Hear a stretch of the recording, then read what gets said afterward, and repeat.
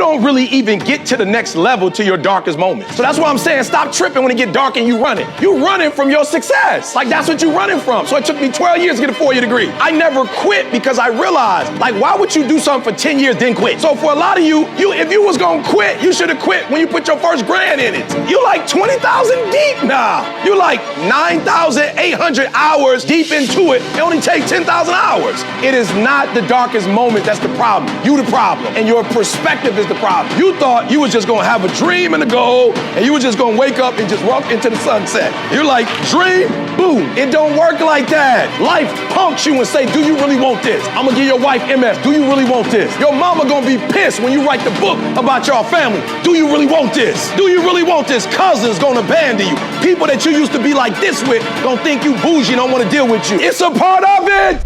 Need motivation? Watch it top 10 with Believe Nation. Hey, it's Carmichael, and I make these videos because in my first business, I struggled to stay afloat. I quit my business partner, and the thing that kept me going was studying the stories of famous entrepreneurs and seeing how they struggled and seeing what they had to overcome and listening to their wisdom, motivation, gave me the courage, the strength, the belief to go one more day and see my business through. And in all honesty, I still need the inspiration, wisdom, motivation today for my business too. So today, let's learn from one of the best, Eric Thomas, and my take on his top 50 rules of success. Enjoy. But I paid too much. If I was gonna quit, I would have quit in the abandoned building when I wanted to commit suicide and take my life. And I don't talk about that because I don't want to give nobody ideas. I should have quit when I heard my voice say, your mama don't want you, your own daddy don't want you, take your life. I got through that. So why I'm gonna quit over a grade, an F on a grade? Why would I quit because I didn't do well on the master's degree? Come on. And so I'm telling y'all, you have come too far to quit now. You have invested too much to quit now. You have lost too much to quit now. Get a reward for your pain. Don't cry about it. Don't whine about it. Get a reward for it. And guess what? People rock with me because I know what you've been through and I didn't quit. I know what you've been through and I didn't stop. I know what you've been through and I didn't whine. You know what I did? I got my reward for it. And not only did I get a reward for it, my wife got a reward for it. My kids got a reward for it. They're gonna live a different life because of what I went through. And had I quit, I would have been just like my father who left me with nothing. I'd have been just like my grandfather who quit. So I've been in circles and in families and environments where people take L's. I don't take L's no more. No more L's in my life. All we do is win, win, win. No matter, come on, say it with me. All we do is win. Come on, all we do is win. Come on, all we do is win. No matter. Let me tell y'all, I'm not from New Zealand, guys. Come on, listen to me very closely. I'm not from New Zealand, but I know about, let me say it this way so I can help you. I know about what team. I've never seen All Blacks play a day in my life. I've never been to the stadium. Where's the stadium? Help me out, where's the stadium? Okay, I'm going, see what I did? I've never been to the stadium. You're like, Eric, the stadium, that's Hobbit that way, Eric. That's not the stadium. The stadium is this way. I've never been there a day in my life. And if you watch some of my videos, I have All Blacks in my videos. Why? Because they're what? They're winners. And when you're a winner, you don't even stay in your own little town. When you're a winner, winning spreads. So everybody, I got videos where I'm like, y'all, I don't really know how to show my passion. Somebody said, get the All Blacks. I'm like, yep, that's what I need, All Blacks.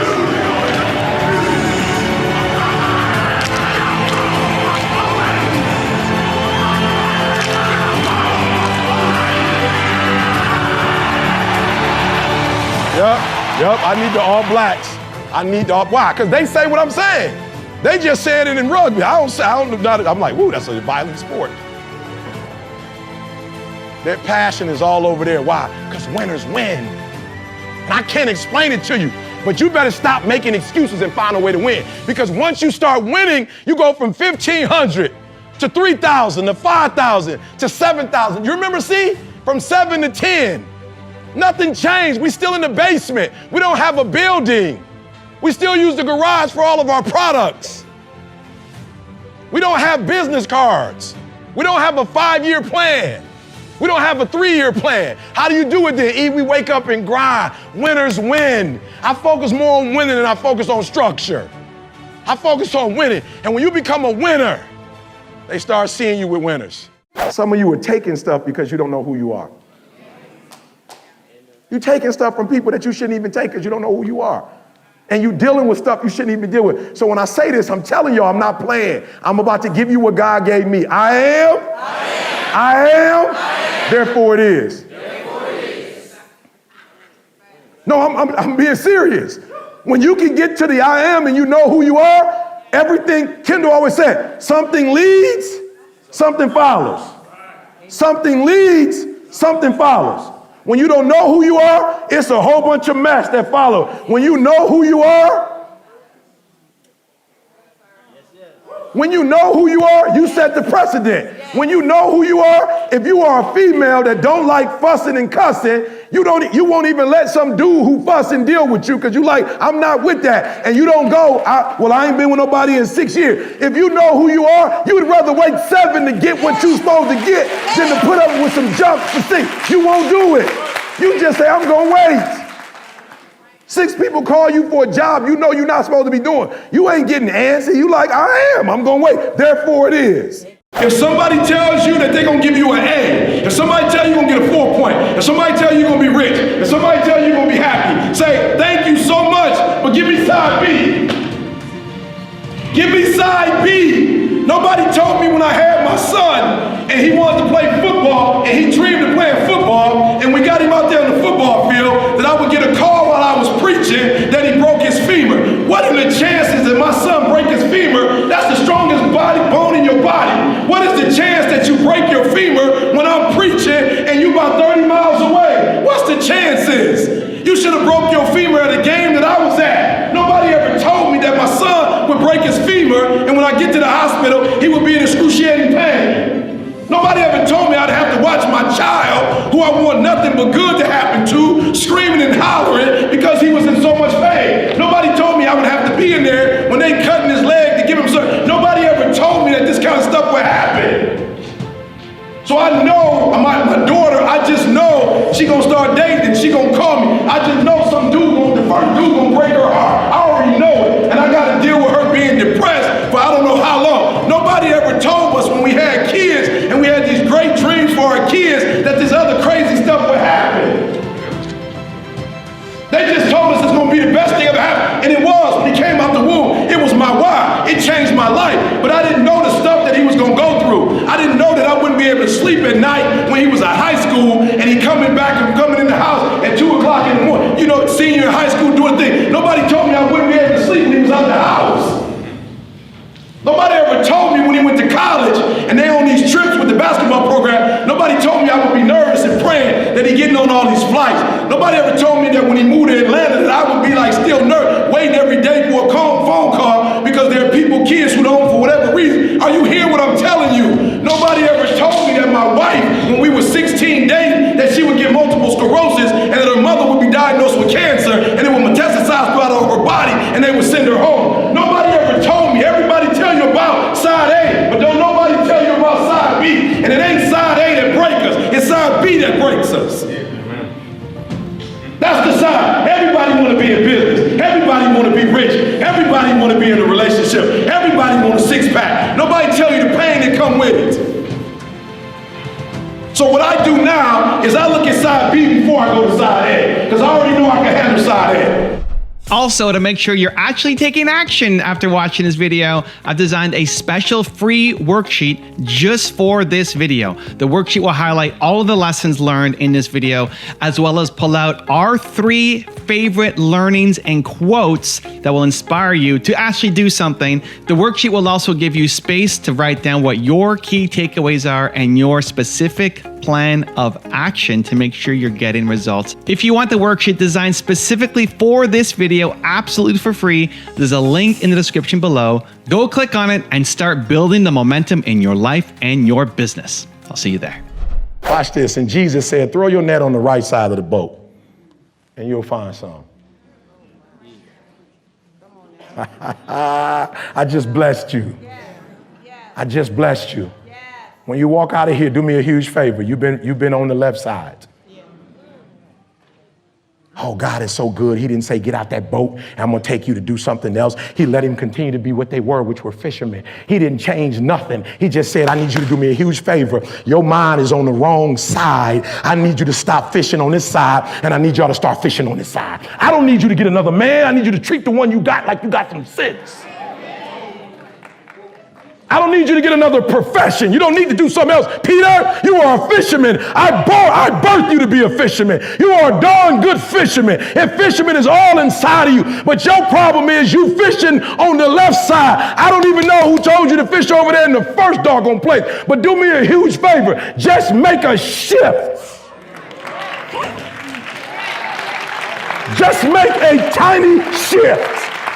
You ain't got to lead the water. You ain't got to do nothing different. Stay in the boat. Don't come out the boat. Get your butt back in the boat. But shift. Go from do something that it's possible. God told him to do something that was in their realm to do. Go make a shift. Go from, you don't need a new net. You don't need a new fish rod. You don't need new bait. You need to change. The blessings don't come from what you get. The blessings come from the seeds you plant that's going to bring you back more. So that's why God ain't blessed you yet, because you're going to take the blessing and go get a whip with it. You so sick and you so worried about what people think about you. You still on what people think. Some of us driving cars, not because God told you to drive it, but your self-esteem is so low that you got to make people think you somewhere that you're not. That's a sickness. You have a low self-esteem. You care more about what man think than what God think. You tripping on what I think about you when God pissed at you and that don't bother you. You have more concern about what another human thinks about you. That you taking pictures with cars that ain't even yours to say to them, don't you know it's only going to take me about 40 days to find out you lied? I need y'all to do the real work so that you can come out and be transparent. But when you fake, and you faking it and you come out, game recognize game. And people recognize you fake. Even with the stuff on, they know you fake. So I need you to be real. I love Cardi B. I was praying the other day. I said, God, am I wrong? You know what I'm saying?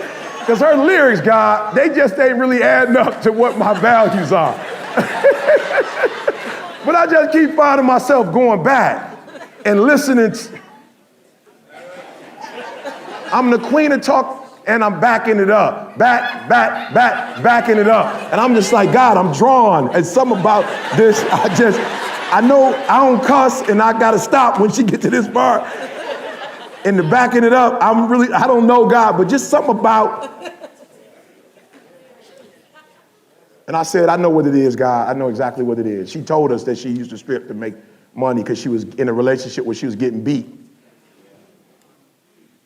I said, I got it now. I'm drawn to her because she keeping it 100. She ain't playing. She was like, I didn't want to strip, but I was getting beat down in a relationship. I couldn't find no way out. And so stripping got me money, and money gave me power, and the power, I had control. And so I was able to leave. And I'm like, that's why she blowing up, because she keeping it 100, and everybody's drawn to her because she's so transparent. When people tell you that you can make this dream become a reality, and they show you the money that you're going to make and the degree that you're going to get, and they show you, and I know why they do it. The reason why they don't show you side B is because they know if they show you side B, most of you won't even try side A. So that's the reality of it. I get it. But it's unfair to listen to me very closely. There are those of you who are like, I want to be a millionaire. How many of you ever said in your life that I want to make 7 figures? Raise your hand. You want to be a millionaire. I've heard a couple people say billionaire. Who ever thought about, I want to be a billionaire? Listen to me very closely. Do you know the kind of hell you're going to go through to be a millionaire? Do you understand? Do you understand the struggle and the stress of making 6, 7 figures? Do you understand, for those of you who geeked up, you want to be in a relationship, then you want to get married, do you understand that less than 50% of marriages make it? Do you understand that 50% of marriages end in divorce? Do you understand how cute it is when y'all date? How cute it is when y'all go and spend $16,000 that you ain't have? Let me tell you what the problem is. Because you're either a yellow or you're either a green probably, right? So you care about others. And what you've done is that you've told them it was free. So now you mad at them for what you told them. So now we got to reprogram. So when Cole was like, E, how you gonna get the numbers? I was like, I'm gonna charge $500. He's like, all right, well, that's too much on the first one. I know it's worth it, E, but you taking them for getting free all the time. Like you've conditioned the world for free, E. All your stuff is free. So now you tell me I gotta pay $500? Like I'm used to being free. You know what I'm saying? So I'm like, all right, well, let's hurry up and condition them. Because the stuff I'm doing now, I know is about to change their life. Like before, I was off of spirit and, you know, and my gift, but now this is scientific, right? You can't, the numbers don't lie. They are what they are. So what you're selling is free. But then you're hoping that at some point, they gonna know to come pay. That's not how you set it up. You said, and the reason why I know you set it up for free, because they think it's for free. They would have never thought it was for free. So what you probably are doing is saying, you know what? I'm going to give away this, and then you're going to be mutual. And you're going to wake up one day and say, I've done all this for you. Now you're going to be fair. You're going to be fair. And you're just going to come in and write me a check. And that's not how it works in business. You give it to me for free, I'm going to keep trying to get it for free. So now what you have to do is you have to believe that the challenge is you believing that you're worth it. That's the real challenge, that you feel like what everybody else is doing, you're just as valuable in terms of your for real. That's where we go wrong. That's why they negotiating on us, because we don't know if we feel valuable, so we let them negotiate with us. I'm not letting people negotiate with me no more. This is what it's called. Now here's where I will negotiate. If I know the relationship is mutual. And I know we going back and forth and we gonna look out for each other. I'll do whatever you want me to do. I just had a deal with Glenn. Glenn got me a deal and I told my man I charged 50 grand. He's like, I ain't got 50 grand. How much? I was like, let's not play games. We're in a relationship. Glenn, tell him to tell me what he has. Why are we going back and forth? Let's not mess up our relationship. Just tell me what it is and we're homies. I know you're looking out for my best interest. We good. But when you come to me and you're willing to pay somebody 50, but you're only gonna pay me 20, then now we got a problem. Now I gotta walk away because I gotta show you, you don't have to value me, but I do have to value me. No, when you start doing what God tell you to do, it ain't gonna be no room. Why is it not gonna be room? Because you're not supposed to borrow, but you're supposed to lend. Some of y'all so dumb, you praying for you when you don't even know that God don't even plan to give you that little that you praying for, because if he gives you that little you praying for, you're going to be satisfied and you're going to get your blessings cut short. Why? Because there's a portion you're supposed to give away. The real blessing is going to come in the portion you're supposed to give away, not the portion you keep it. But you so spiritually immature that you're going to pray for $1 million just for you and your family, and then your blessing's going to get cut off. I think what happened when I was homeless, it was a beautiful awakening. It's like when you're living in your parents' home, they are the enemy. You know, everything you don't do right is because of them. And then when you're on your own and you start making mistakes that you made when you were at home, it's like you can't put it on mama now. Mama not with you no more. You can't put it on daddy and say, my father was too hard. I had a curfew. You know what I'm saying? They wouldn't let me party past 12. Like I had all these excuses why I wasn't successful because of my parents. But then I was homeless and still messing up in school. You know what I'm saying? I was homeless and still getting pulled over by police. You know what I'm saying? For my boys selling dope. Like I was still getting shot at. Like it was some crazy stuff happening in my life. And I was like, yo, Eric, you finally have what you've always wanted, control over your life, and you're getting the same results.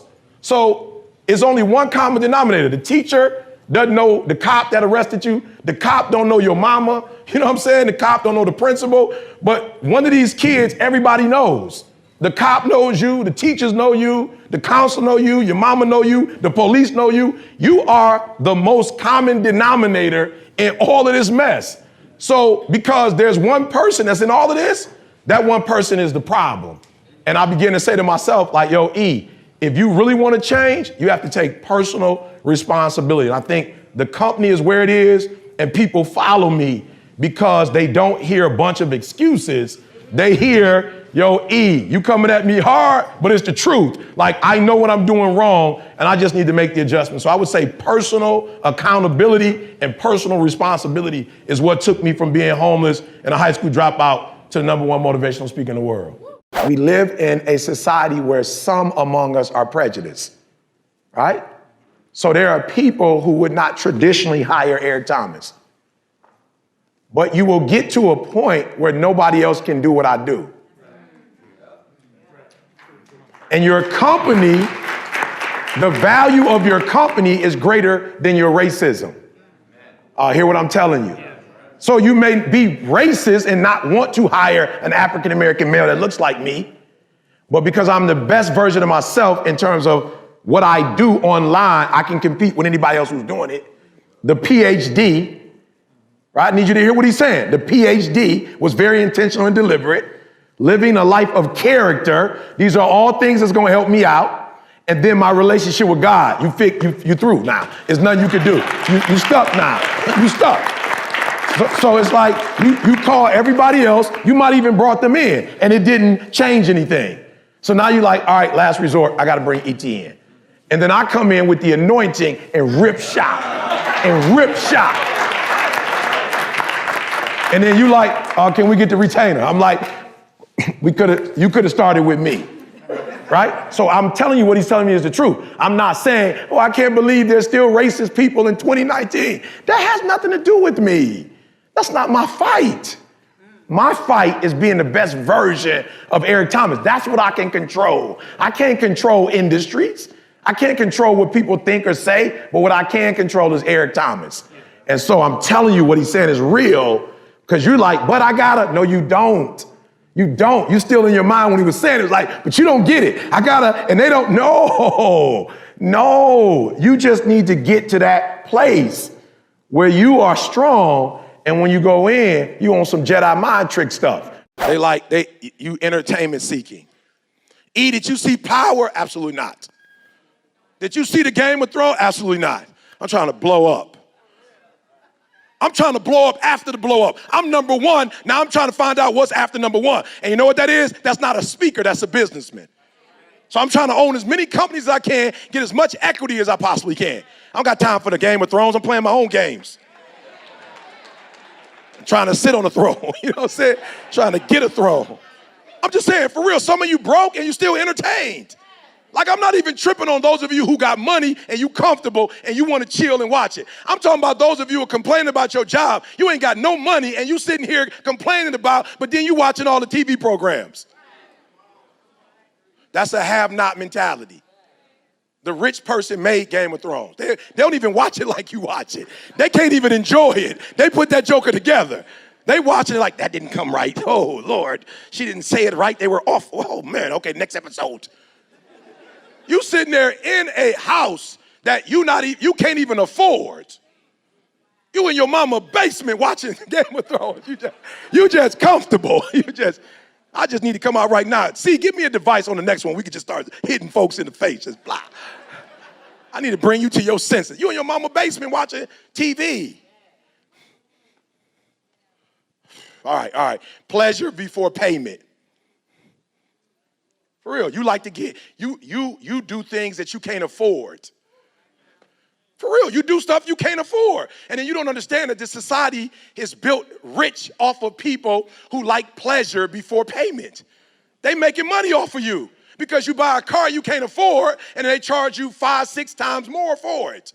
They give you a house that you can't afford and you thought it was $300,000, but come to find out when you finish paying for it 15, 30 years later, that house wasn't $100,000. Now it's about $700,000. You didn't pay the extra $500,000 for a house. That's not worth it. But they caught you because you was broke. It only takes one good idea, right, to become a multimillionaire, to become a billionaire. All right? Yeah, you feel me? One idea. Here's the challenge, though. Some of y'all have like 6 or 7 of them a week and you don't write them down. I'm just being real. Like, and here's what, this is what hurts me. Some of y'all, you look at the left and you look to the right to be successful when you need to look within. Like, for real, you were born with a gift. You were born great, guys. And you got to start looking within, not without. Just find somewhere to serve and serve. Or if you can't find nowhere to serve, sit your butt down and observe. Sit down and observe. Observe where you can serve. Right? So don't do all that talking. Don't be running your mouth. Just sit down somewhere. They know you there. They invited you.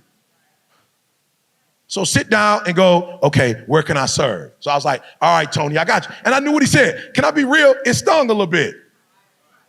It did. It stung a little bit. You know what I'm saying? But But I was encouraged because I knew what to do the next time. And so the next time I was with the big boys, I act like I belong there. Listen to me very closely. A lot of you could be millionaires, but because you're not disciplined, he pulls on a couple. Some of you because you're not sexually disciplined, you've had people take stuff from you and you've been in places and relate. I just saw 2 young women that lost their lives that was on some dating thing and went to some man. I was just like, yo, where they do that at? Where do you just trust somebody online that you don't even know? What was it about you that you had such a low self-esteem, and then it was twins, it was sisters, that you just gonna go to some men's house you don't even know? Come on. Then another young lady just went to jail. Her man told her he killed somebody, and she took a saw and saw. I'm like, boo, you about to go to jail? I'm like, wow, is it that love that deep these days? People buying stuff. I'm like, well, you ain't grateful for what God, you gotta get the extra hookups? I ain't mad at you, but if you do that, you understand what you attracting. And then you mad when you ain't attracting a successful man of character and integrity and God, but you're not putting that out. Okay, I'm sorry. All right. Listen to me very closely. Somebody, your zero is gonna go to the next level when you can learn to say no. I was just at a function. My man was like, E, you did a phenomenal job, bruh. We doing happy hour at 3:30. I said, my plane leave at 3:50. He said, you're not gonna stay for happy hour? I said, bruh, I'm not here for no we don't know each other like that. Happy hour? I came to speak. I didn't come to build no relationship with you. I didn't come to drink with you. Drink? Bro, I don't even drink. And if I drank, I would drink at home. I wouldn't drink in front of you and get loose like that and start talking crazy. You don't need to know me like that. You need to know me as the #1 motivational speaker in the world, flawless.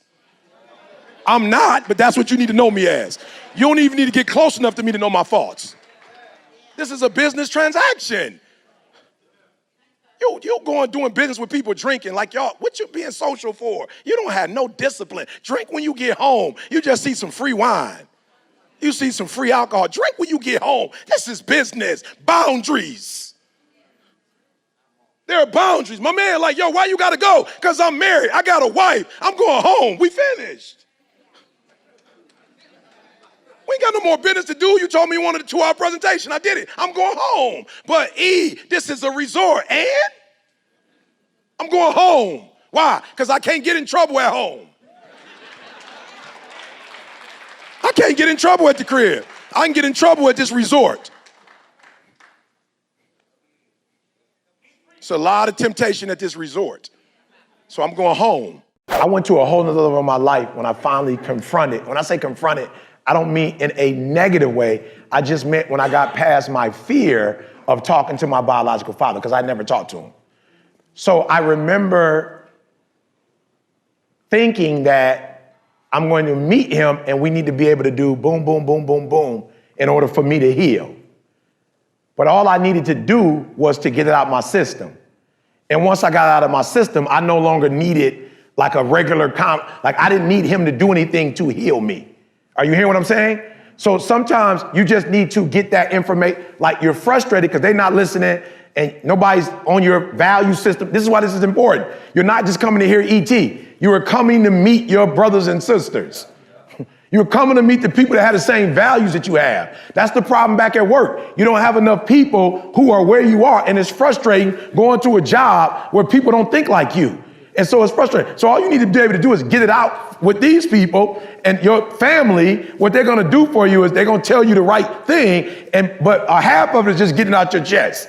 And once you get the frustration out, you're going to be able to go in the other day. Next time you go in, you're not even going to see them. They're invisible. For those of you who know, you know that you are making excuses, that you blaming other people, that you are afraid, that you walk in fear, you walk in guilt, something that happened. You had an abortion 5 years ago, you still own that. 10 years ago, you had an abortion, you still own that.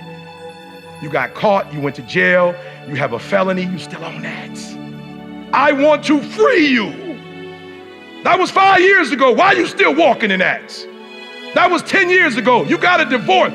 Your mom went to the grave and she was not proud of you, she would be proud now.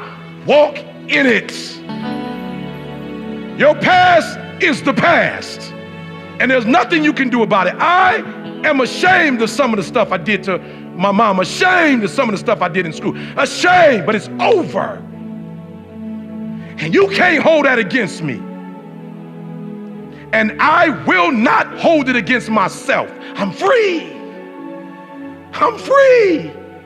And whom the Son has set free, he's free indeed. She is free indeed. You've been holding your blessings up because of your past. You feel bad about it. You were wrong when you did it, but it's over. Cleanse yourself. Cleanse yourself. You've already been forgiven. Accept it. And now let's walk in it. The dream is yours, but you're saying, I'm not worthy of the dream. You're probably not, but it's been given to you anyway.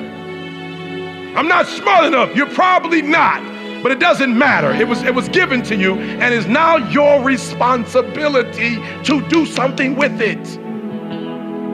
You've been given it. It's the gift that you never opened. It's the gift. It's yours.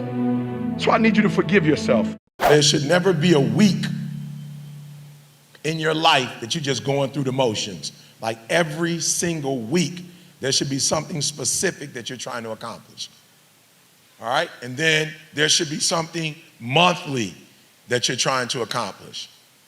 All right? Every single minute of the day, we should be unleashing our gift on somebody. Somebody getting it. I know we're going to talk about this in a minute, but I know what my superpower is. And CJ calls it a superpower. I know what my superpower is. So when I get in the elevator with you, you may not speak, but I'm speaking. Why? Because that's my superpower. All right? Somebody like, E, why are you speaking to them and they're not speaking to you? I don't live my life based on what other people do. I live my life based on my superpower. So when I speak to people, people are my superpower.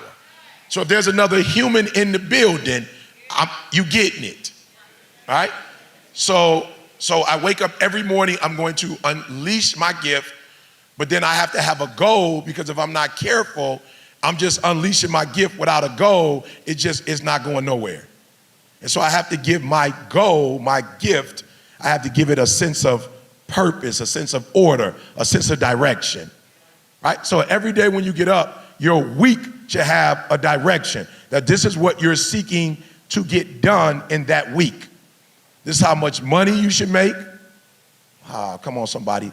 Look, the reason why the $100,000 a week didn't come to you, because you didn't assign it to come to you. You didn't assign it. So you just randomly hoping it's gonna come. Now you have to assign it. You have to tell it which bank account it's going to. Oh, come on, somebody. You don't go to the bank and just give them $100,000. They wanna know, is it your savings? Is this going into your check-ins? Is this the joint boy, right? So every day, every week, every month, every quarter, every year, you should have a destination for your time, for your money, for your relationships. You run from challenges, and what you don't realize, you've heard me say this before, a diamond isn't a diamond because it don't go through nothing.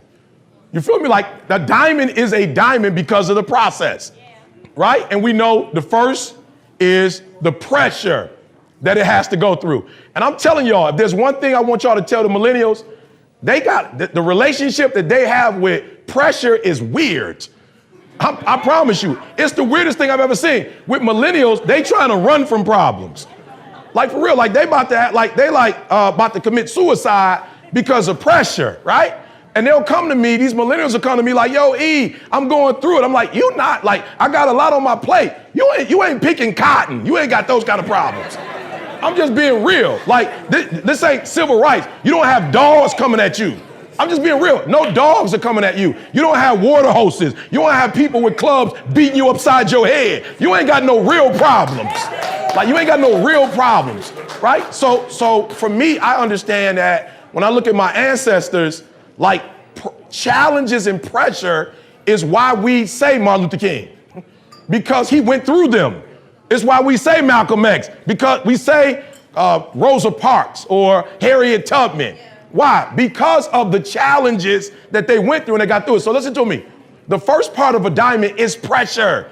The pressure is what destroys all the dross, like all the unnecessary stuff about you. Pressure is going to get that stuff out the way and bring greatness out of you. We really heavy on self-assessing. And I want y'all to see something. That's something that C put out a mandate. How long ago was that mandate put out, C? 3 years ago. And I'm on it, y'all.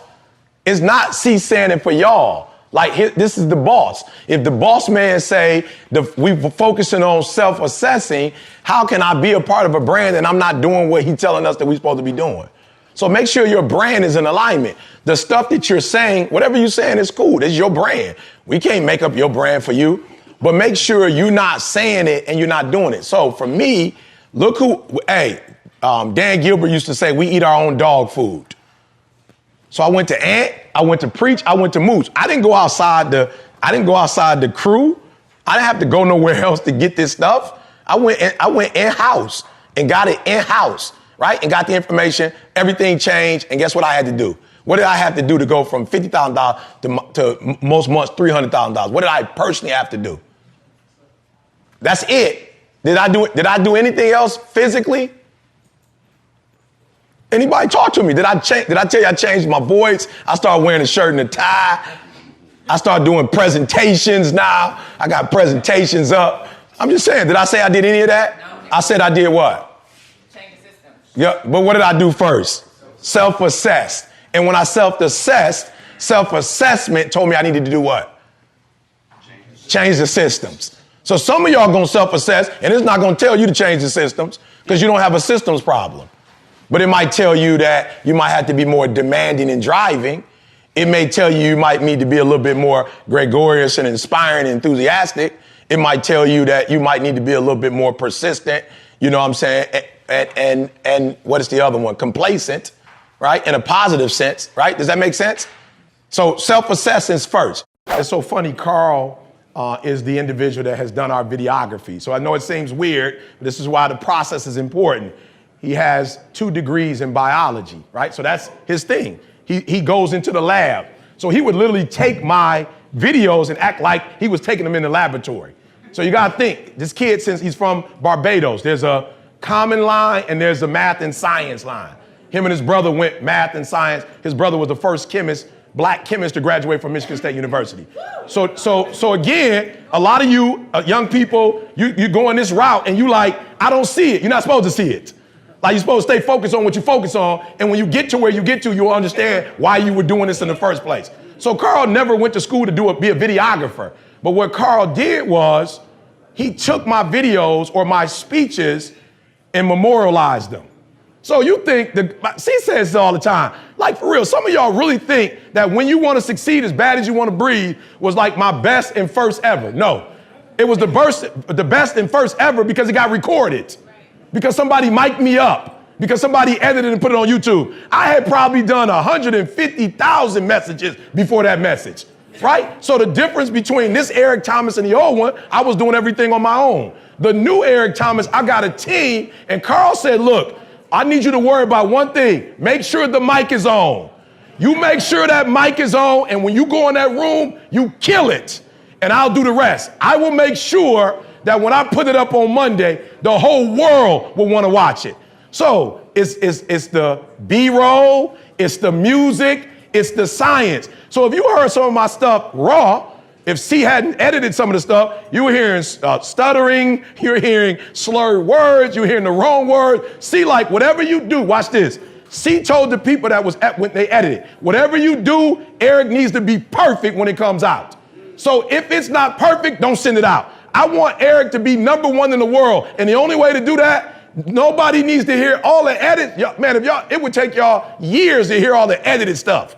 C says the only stuff that goes out is the best of the best. And then when we put that out, that's all we want them to see. So I'm telling y'all, because of C, now I'm a part of businesses, right? Because of C, I started doing NFL and NBA. Because when he would put it up, he was like, we got to brand it a certain way. Nope, take that down. That from the side, he looking too chunky on that one right there. Put that down. We don't need that pic. Put that pic up right there. All right, he wasn't shaved. Don't put that up at all. Let's get the shave. Like literally. It was a science. I remember I picked both of them up in college. They were my graduate assistants. And C was like, I'm going to make you a household name. That's my job. All you do is speak. And so now you go from the Michael Jordan who had to get rebounds to the Michael Jordan who had Dennis Rodman. To the Michael Jordan who had a guy who was getting 20 rebounds a night. And what was Mike getting? A second shot. Unbelievable. You giving Mike a second chance? MJ? And what did that look like? 72-10 with the championship. So with CJ and Carl, what I had was I finally had a team. I wasn't, no disrespect, I wasn't the LeBron without a team. I wasn't the dude that was putting up 50, 60 points and didn't have a team. I was Michael Jordan, who had Scottie Pippen, Dennis Rodman, right? I had a squad. So that's what changed when I surrounded myself with a team. Guess what happened? When you start winning, everybody rocking with you when you start winning. You start attracting other winners when you start winning. So for me, that's what the team has done for me. Fear, what kind of fear? Fear of failure. Good, good. Right, so we already know what happens if we fail, right? We know what that looks like, don't we? We know what failure looks like, so we need to give what a chance? We need to give victory a chance. So I ain't gonna lie, I was scared to get the master's degree. I was scared to get the PhD because I couldn't really write that well, right? And I was like, I told my professor, what happens if I fail? He said, what happens if you pass? I said, but what happened if I don't get it? What happened if I put in all these years and it don't work out? He said, but what happens if you put in all these years and you get it? And I got it, and it has changed my life. Doors have opened for me that couldn't open for me in education without my PhD. So I'm not talking about in the world, I'm just talking about in education, in schools.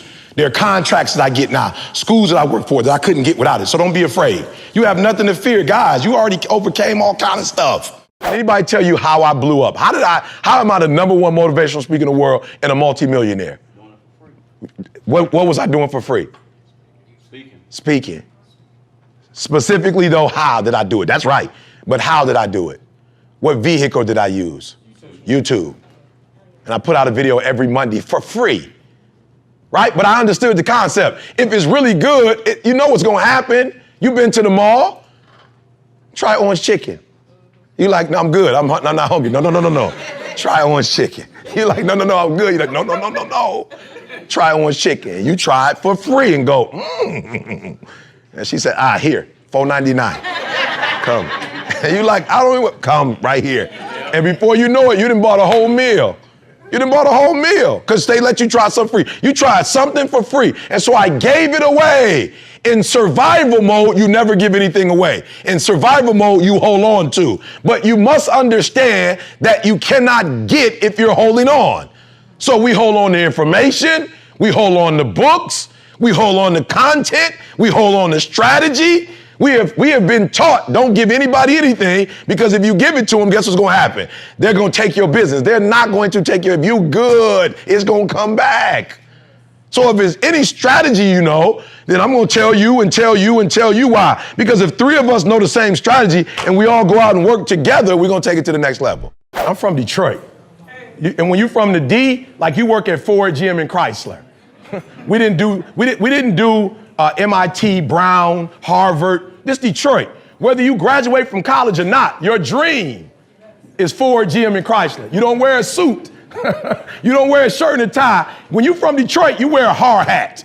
That's what you wear. So I didn't grow up seeing people go to the plant with suits and ties on. When I went to college, that was the first time I really started seeing a lot of African-American men in suit and ties. When I grew up, Detroit, you got your hard shoes on, right? You got like the hard jeans on because you're going to do work. So for me, one of the things that I think is important is that Martin Luther King, Marcus Garvey, like all these people fought not for me to be what somebody else wanted me to be.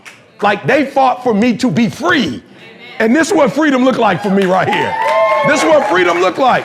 So this is what I tell young people. But if you want to look like this, I got a PhD.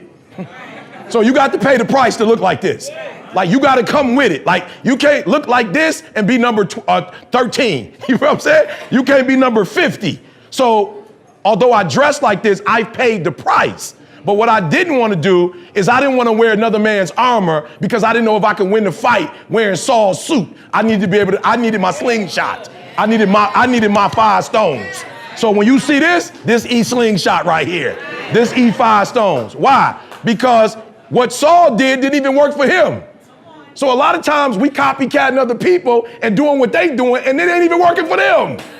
But because you have a low self-esteem or because you need to be affirmed, you're doing what they want you to do. And I promise you, if I go out, I'm going out ET.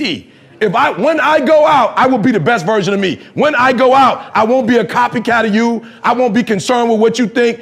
If I go out with my son, with my daughter, and with my wife saying, our husband gave 120%. So I just want to be me. I just want to be me. What do they call me? What they call me on the block? What do kids call me? Like, what's the name they use when they refer to me? Hip hop preacher. They never call me Dr. Hip hop preacher, do they? You ever heard somebody call me doctor? But do I have a doctorate? Yep, I got a PhD. And not like a made up one from Michigan State University. Like for real, I did my own dissertation, for real. I don't walk around with doctor, why? Because I got to stay hungry. I don't want to use titles that make me look sweet. I don't want to use titles that I try to keep it humble. I walk around, I don't even want people to know who I am. Why? Because I still want to have that dog. I still need to stay hungry. And when you got pride, it gets in the way of you being hungry. And you need that hunger. That's why I talk about slavery. Not because I want to be reminded of it, but I remember how hungry they were trying to be free. I remember they used to get caught. I remember they used to get lynched. I remember they used to go to prison. I remember the dogs used to attack. What? They was fighting for something. They freedom. And I'm still fighting for something. You live in America. I don't care how bad you think it is. You have opportunities that you do not. If you get up at 3 o'clock in the morning and grind in Haiti, you grind. From 3 in the morning to 3 in the afternoon, you can't necessarily be a multimillionaire. Some places in Mexico, you still can't wake up and grind and still be a millionaire or make good money. You can't do it. The opportunities are not there. This is an opportunity of a lifetime. So I told the kids, you got 45 African-American males sitting in a room. I said, do you understand that if you were in this same building, in this same seat 200 years ago, what would have been the difference? Somebody talk to me. What would have been the difference? Same young men who are fighting for a chance to go to the NBA 200 years ago in that same seat, what would have been the difference? Oh, it would have been 45 African-American men sitting there. It would have been. But what would have been the difference? They'd be working free. They'd be going to do it for free. You understand that?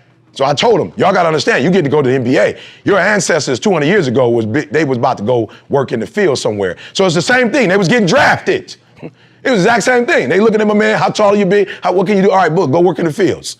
I said 200 years later, Martin Luther King would have murdered me as a speaker. He was just born at the wrong time. He was born at the wrong time. You think if Martin Luther King was alive right now, I'm just looking at his robe, right? He would have had a swish sign on his robe or a jump man. He would have had a sponsor. He wouldn't have been that sweet without a sponsor. Every time he drank some water, it'd have been Gatorade or something. He would have had he'd had his own shoe. But unfortunately, Dr. Martin Luther King was alive in 1960 something where he was trying to fight for our rights. And so he was murdered. Imagine that would be crazy. Somebody murdered me, E.T. the hip-hop preacher for speaking. I live in a different time. So we live in a time, guys, where we can make money. So we need to be doing what? Making money. We don't live in a time where we got a different bathroom. We go to the same bathroom. I can sit in first class now. Look, I was in first class the other day, and a lady, I sat down, it was an older white female, and she was just like, I can't sit here. And it was like, you can't sit there, what's wrong? His cologne. I don't even wear cologne. I was like, I don't even wear cologne. Right, but I felt her, I ain't mad at her. She grew up a long, long time ago, so she don't want to sit next to me. If she would have did that same thing to me in 1960, what would have happened? I would have had to move. It's 2019, baby. My man was like, yo, if you want to move, you can, but you're going to have to go back there, and we're going to have to let somebody back there take your seat.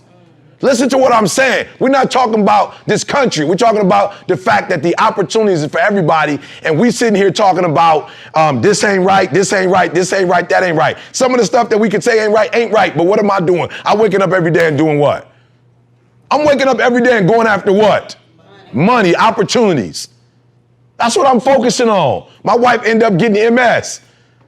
I didn't want her to work no more because we realized the stress that was killing her. So because I'm making money, my kids went to college for free. They don't even know what a FAFSA is. I could be sitting here talking about all the struggles and the worries and whatever. I'm not gonna do that. I'm gonna get out here and get these opportunities and make this money. I wanna say to the entrepreneur that thinks it's over, that like literally, and look, I'm not making this up. It is literally at the darkest moment, right, when it dawns. It is literally at the darkest moment. So you don't really even get to the next level to your darkest moments. So that's why I'm saying stop tripping when it get dark and you running. You running from your success.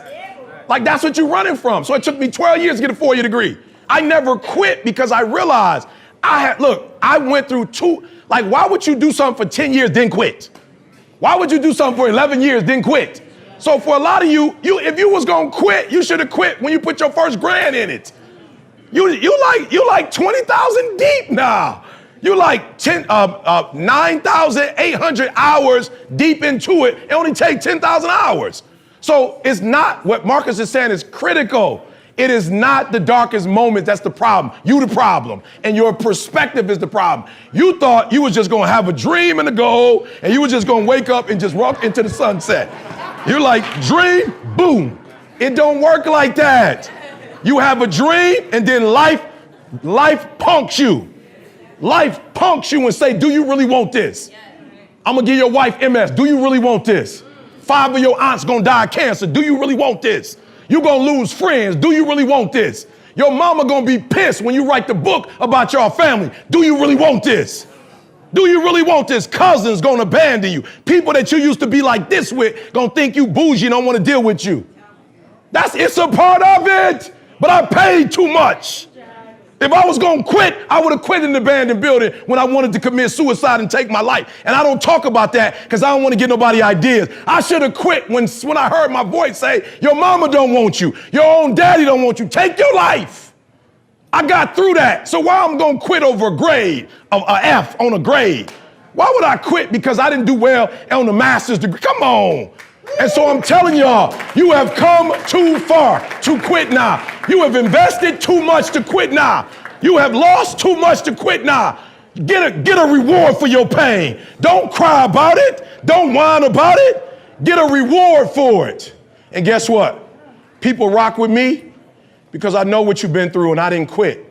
I know what you've been through and I didn't stop. I know what you've been through and I didn't whine. You know what I did? I got my reward for it. And not only did I get a reward for it, my wife got a reward for it. My kids got a reward for it. They're gonna live a different life because of what I went through. And had I quit, I would have been just like my father who left me with nothing. I'd have been just like my grandfather who quit. So I've been in circles and in families and environments where people take L's. I don't take L's no more. No more L's in my life. All we do is win, win, win. No matter, come on, say it with me. All we do is win. Come on, all we do is win. Come on, all we do is no matter. Come on, all we do is come on, all we do is all we do is no matter. So take quitting out your vocabulary. Take it out. Cry if you must.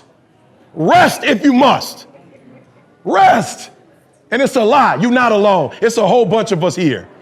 It's a whole bunch of entrepreneurs here. Don't you ever lie and say you're alone. You choose to go in the corner and cry.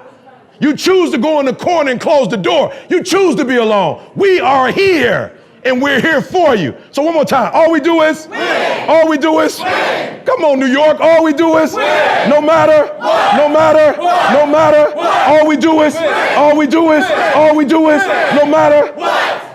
Take losing out your vocabulary, guys. Get to the end and get your prize. I was working on my second book. My other book just came out today for the school system. I was working on the next one. Your fiance said what? Because she helped me with the book. She said what? So she said what to you about me doing the second book? We was 95% done with the first. We were 95% done with the first book. I'm like, let's go with the second book. Let's go. Let's go. They're like, we ain't finished the first book. I said, we gotta eat. We gotta eat, y'all. I'm number one in the world. How long you think that's gonna last? You think that's gonna last for 20 years? You think it ain't no kid out there watching me who gonna be better than me in the next year or two? You think I'm gonna be number one forever? So while I'm number one, let's eat. While I'm number one, let's get every gig we can get. While I'm number one, let's do corporate. Let's do NBA. Let's do NFL. Let's do Major League Baseball. Let's do soccer. I got clients in every one. We gonna eat. And y'all do that little stuff about you gonna eat, but y'all ain't got no doggone motor. You get tired quick.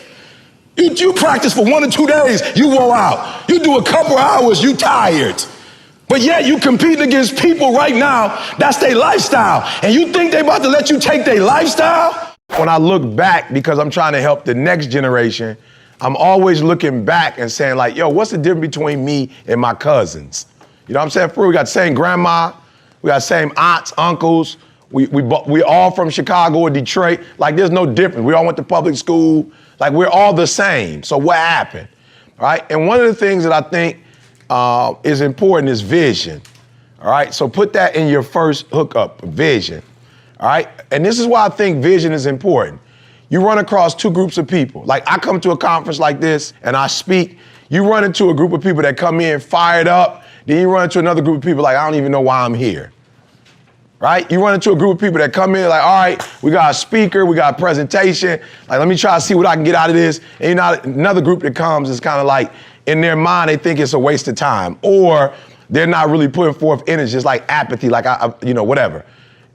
And while I'm not tripping on either one, like I try to tell people, my check don't never change. Like my check don't change. I go to Alabama Crimson Tide, they win a championship or not. Like Nick Saban ain't giving me a different check. I get the same check. I go to a school district, if it change, if it don't change, my money don't change. But what I'm hoping is your money gonna change with my presence being here. That's what I'm hoping. Like I'm hoping you're not so prideful or so arrogant or whatever that you're gonna leave and not take advantage of the opportunity to be in my presence, right? You understand what I'm saying? So I find out here's a difference between the two people. One group come in and they have a vision and they're like, I see how his presence can help me with my vision. The other group, they're not bad people. You just don't have a vision. You just like check the check. Like you just like, I'm just trying to get through this month, right? And so the difference between people who are successful and who are not where they want to be is that one group has a vision. So I'll never forget, I'm 48 now, I was probably 45 at the time, and Dan Gilbert. Anybody familiar with that term, Dan Gilbert? You ever heard that before? You know who Dan Gilbert is? Owner of the Cleveland Cavaliers. So Dad had texted me like, E, what you doing tomorrow? And I was like, okay, well, first of all, if you just texted me randomly, I'm not doing nothing tomorrow. You know what I'm saying? Like, I'm not doing nothing. You know what I'm saying? Like, what does that mean? He's like, all right, well, I'm bringing Warren Buffett in and I'm having a meeting with about 30 people. And I want you to be one of the 30. I'm like, bro, I'm there. Like, whatever I was doing. Like, it ain't every day I get to sit down with Warren Buffett. So I'm like, whatever I'm doing, I'm there, right? And so when Warren Buffett came in, now you gotta understand, I'm from Detroit, I'm a high school dropout. My mom got pregnant with me at 17 years old, south side of Chicago. So like, I'm not like, no, just Warren Buffett just don't call me on a reg. So you know, first thing I'm thinking, like for real, my man called me and I remember it was like during Christmas season, because we went to go see the Nativity, I think that's what it's called. Like I'm a high school dropout, so I'm not really good with words, right? Like my enunciation is bad, right? But I remember that because we was like walking through this church and Jesus and there's goats and all kinds of stuff. And I remember my man hitting me, I was like, oh, okay, Christmas, wow. And somebody tell me what was the first thing I thought when he invited me in a room with 30 other people, with 29 other people. Somebody tell me, what was I thinking when he texted me and asked me, could I be there? How am I gonna get there? Okay, well, I had a car, you know what I'm saying? I'm from Detroit, we keep a whip, you know what I'm saying? Like, we don't have public transportation in Detroit like that here, and that's on purpose so you can buy a car, right? Right, so somebody, and not deep, but, right, what am I doing? What did he call me for? Like, I'm a motivational speaker. These dudes are like, they own companies, right? So when I got there and Warren Buffett walked in, everybody was already there. He kind of came in, not necessarily last, but, you know, he the star of the show. You know what I'm saying? So he came in when he's supposed to come in, right? And I noticed as he was talking, I was just like, yo, you the fourth richest man in the world. At that time, he was fourth, Bill Gates was number one. And so I was thinking to myself, like, what are you doing in Detroit? And it dawned on me, he said, I'm trying to think of the name of the bird, vultures. He said, vultures come when? When it's death. I remember him saying that. That's when vultures come in to eat, when it's death. And I'm like, oh, that's why you in Detroit. Detroit dead. and you about to buy up the city. And that's exactly what he did. It was like Boardwalk and Park Place, like for real. Like I saw Monopoly for real. Like I'd never seen it before. But after the meeting, I remember him and Dan Gilbert, they had bought up a whole bunch of buildings down in Detroit for like $500,000. I'm like, how you buy a skyscraper? Like my house almost cost $500,000. Like my house was $350, and it's like a little small 2,300 square foot. You just bought a whole bit. And I remember them buying it, and a couple years later, I remember what they call venture capital. They would have all kind of kids in there with these tech ideas, and they was, they like put the carpet down and, put some fresh paint on it, threw a couple computers in, and now these kids in there getting paid, and they getting 20, 30% off each business. And I was like, wow, right? But he had what? He had vision. He had vision, and I realized that's what goes wrong with most of us. You don't have vision. You think making money is about making money. It's not. It's about a vision. And so anytime you're going from check to check, you are in survival mode. Write that down. You are in survival mode, and I want you out of survival mode. No more survival mode. You can't make big money. You can't make big change when you're just surviving. And what's surviving? You try and pay your bills. That's survival mode. For every challenge that exists, prepare yourself for it. Don't go into it unprepared. The man or woman who's unprepared for a challenge will probably not come out of it the way he or she wants to come out of it. But you have a better chance if you are prepared for it, which is why I went and got a PhD. Why? Because I felt like talent-wise, you were prepared to be one of the greatest speakers in this generation. But language-wise, you are not prepared to be one of the greatest speakers. Diversity-wise, you are not prepared. You grew up in Detroit, which is probably the most segregated city in the United States of America. You're not prepared to be diverse because you've not been in an environment that was diverse. You need to prepare yourself for where you want to be. So for my children, you will run into some of the greatest humans in life. Prepare yourself to get the most out of that relationship. I was just with somebody recently. It was like, yo, I love you more in person than I did on the videos. That's not by accident. And so to my children, prepare for everything. It doesn't mean that you're going to win because you're prepared, but you have a better chance of winning if you are prepared. They got mad at me when they were younger. They might have gone to 50-50 school in terms of diversity. When they got older, they were the minority. Why are we in high school? We're in minority because you're going to Michigan State. So we're not going to prepare you when you get there. We're going to prepare you now. So now they're like, okay, Dad, when they travel the world, we are prepared. Why? Because we went to school with. And so I say racism, economic struggles, marriage, parenting, prepare yourself in advance for these situations so that when they come, you have a better chance of controlling those situations and not letting those situations control you. Wealth was something for others. We kind of live, from check to check. Wealth didn't belong to us. Like, we could have money to survive, and maybe somewhat strive, but not to thrive, And so I was taught, hey, you live from check to check, you get a job, you rely on somebody else, you give them your best 30, 40 years, you're with your kids when you can be, whenever they need you there, you're there, and your priority is work, work, work, work. So it was I had a working class mentality, when I was growing up. I definitely didn't have a wealth mentality. I teeter-tot with poverty mentality. My mom would get mad at me, but for sure, a worker's mentality.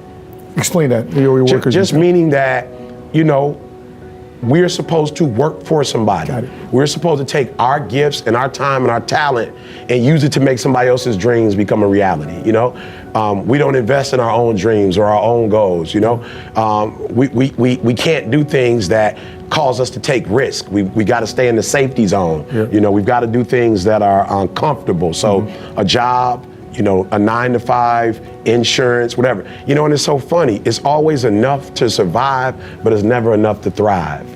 That was the concept. You got enough to survive, but we never had enough, to put us in a position where we could go away for a month, or you could go to all your kids' events, And it was just funny. It was like, I know when I was working at Michigan State, it was like, wow, my boss gets to come and go as she pleases. I don't get to go to my daughter's events when she gets an award, an academic award at school, because I have to be at work. Even though no college student is coming to my office at 8 o'clock in the morning. Right. But I have to be there but my boss gets to come and go, as she wants. And so, I just realized she should get to come and go as she wants. Like, she should have that luxury, but I should have it as well. I shouldn't have another human telling me that I can't go and enjoy my daughter and create these memories with my child. I would just say, one, sometimes it's so close to you that it's hard to, figure out, especially when you're comparing yourself, to other people, I would say start with the people that's in your inner circle. Okay. Like they would know, they're around you all the time. They would know what you do What you're well. good at, You know what I'm feedback. saying? Yeah, I'm saying yeah. they're around you all the time. They could say to you, man, I think you do this well. I think you do that well. And then I think whatever they say, like, believe it. Yeah. Like, so if you don't know, they're going to know. And if they know, like, literally trust them. The other thing I would say is, look at the things that you naturally love and are attracted to. Like, I remember being younger and I was attracted to, now that I look back, to Martin Luther King. Like how kids talk about, Michael Jordan. I don't know that I ever watched Michael Jordan and go, I could be like that. Like, I don't know if I watched him and was like, yo, let me go get a basketball and try to, but when I would listen to Malcolm X speak, I would like, yo, that's, ooh, like Coretta or Rosa Parks. Yes. I would be like, I could do that. Like I could, like, even though I never said anything to anybody and I never even practiced it, in my heart of hearts, I was attracted to it. I was moved by it. And I think when we are attracted to things or moved by things, it is an indicator that that's probably what we could be good at. I've been to third world countries where it does not matter how early you wake up. It does not matter how long you stay up. It doesn't matter what your skill sets are. It doesn't matter.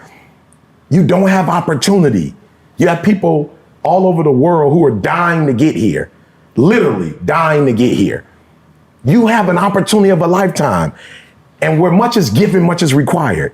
So if you have an opportunity to be wealthy, to build phenomenal relationships, to start a business, like you got LLC, nonprofit, you know what I'm saying, S Corp, like you got opportunities. You got banks that you can get loans from.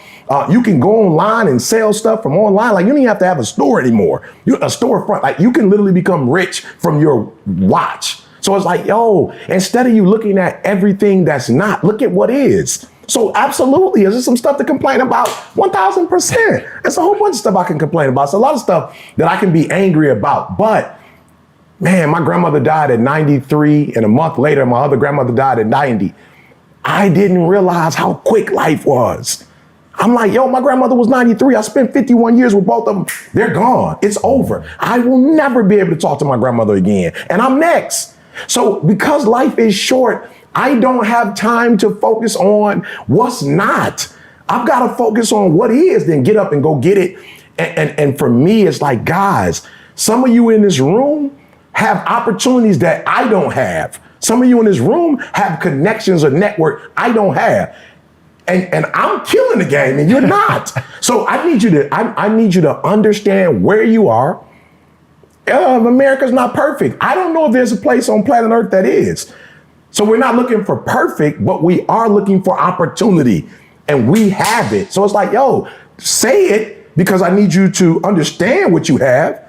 And then I need you to appreciate what you have. And then I need you to go after everything that's got your name on it with no excuses, because when I pulled up and I saw, the skyline, I was like, yo, do you know there were people 400 years ago, 300 years ago, who were in the process of building this, and it was a vision and they never got to experience it?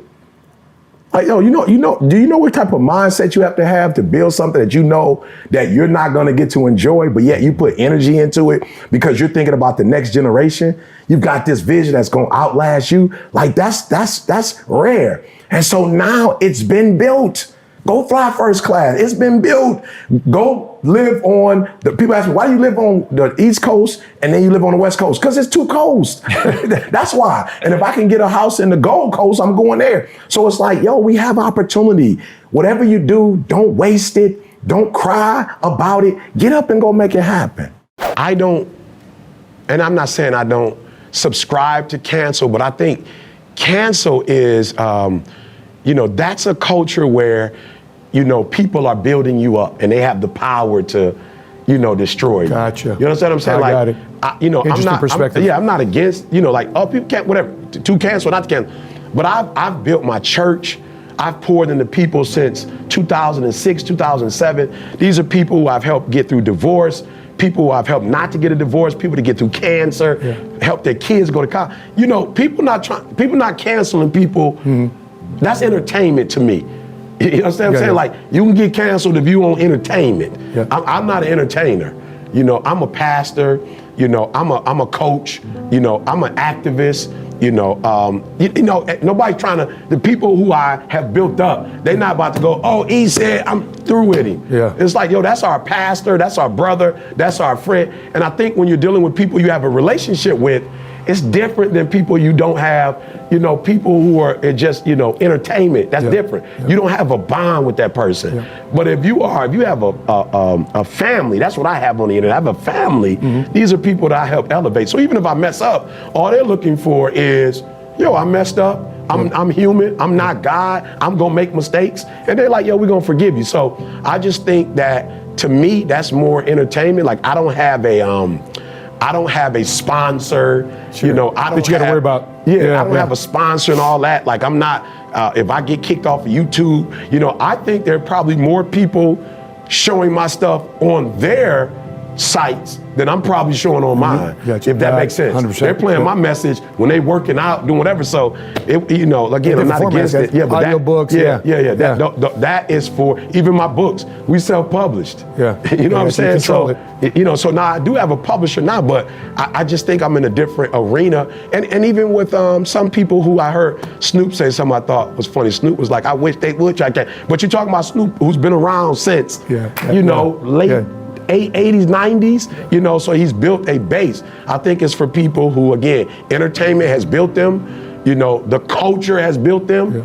And because the culture has built them, they feel like they have the right to tear them down. But I've been around since 2006, man, doing God's will. Sure. You're gonna have to get in the Holy Ghost phase to cancel me. You know what I'm saying? And the Bible says, you know, who the Lord sets free is free indeed.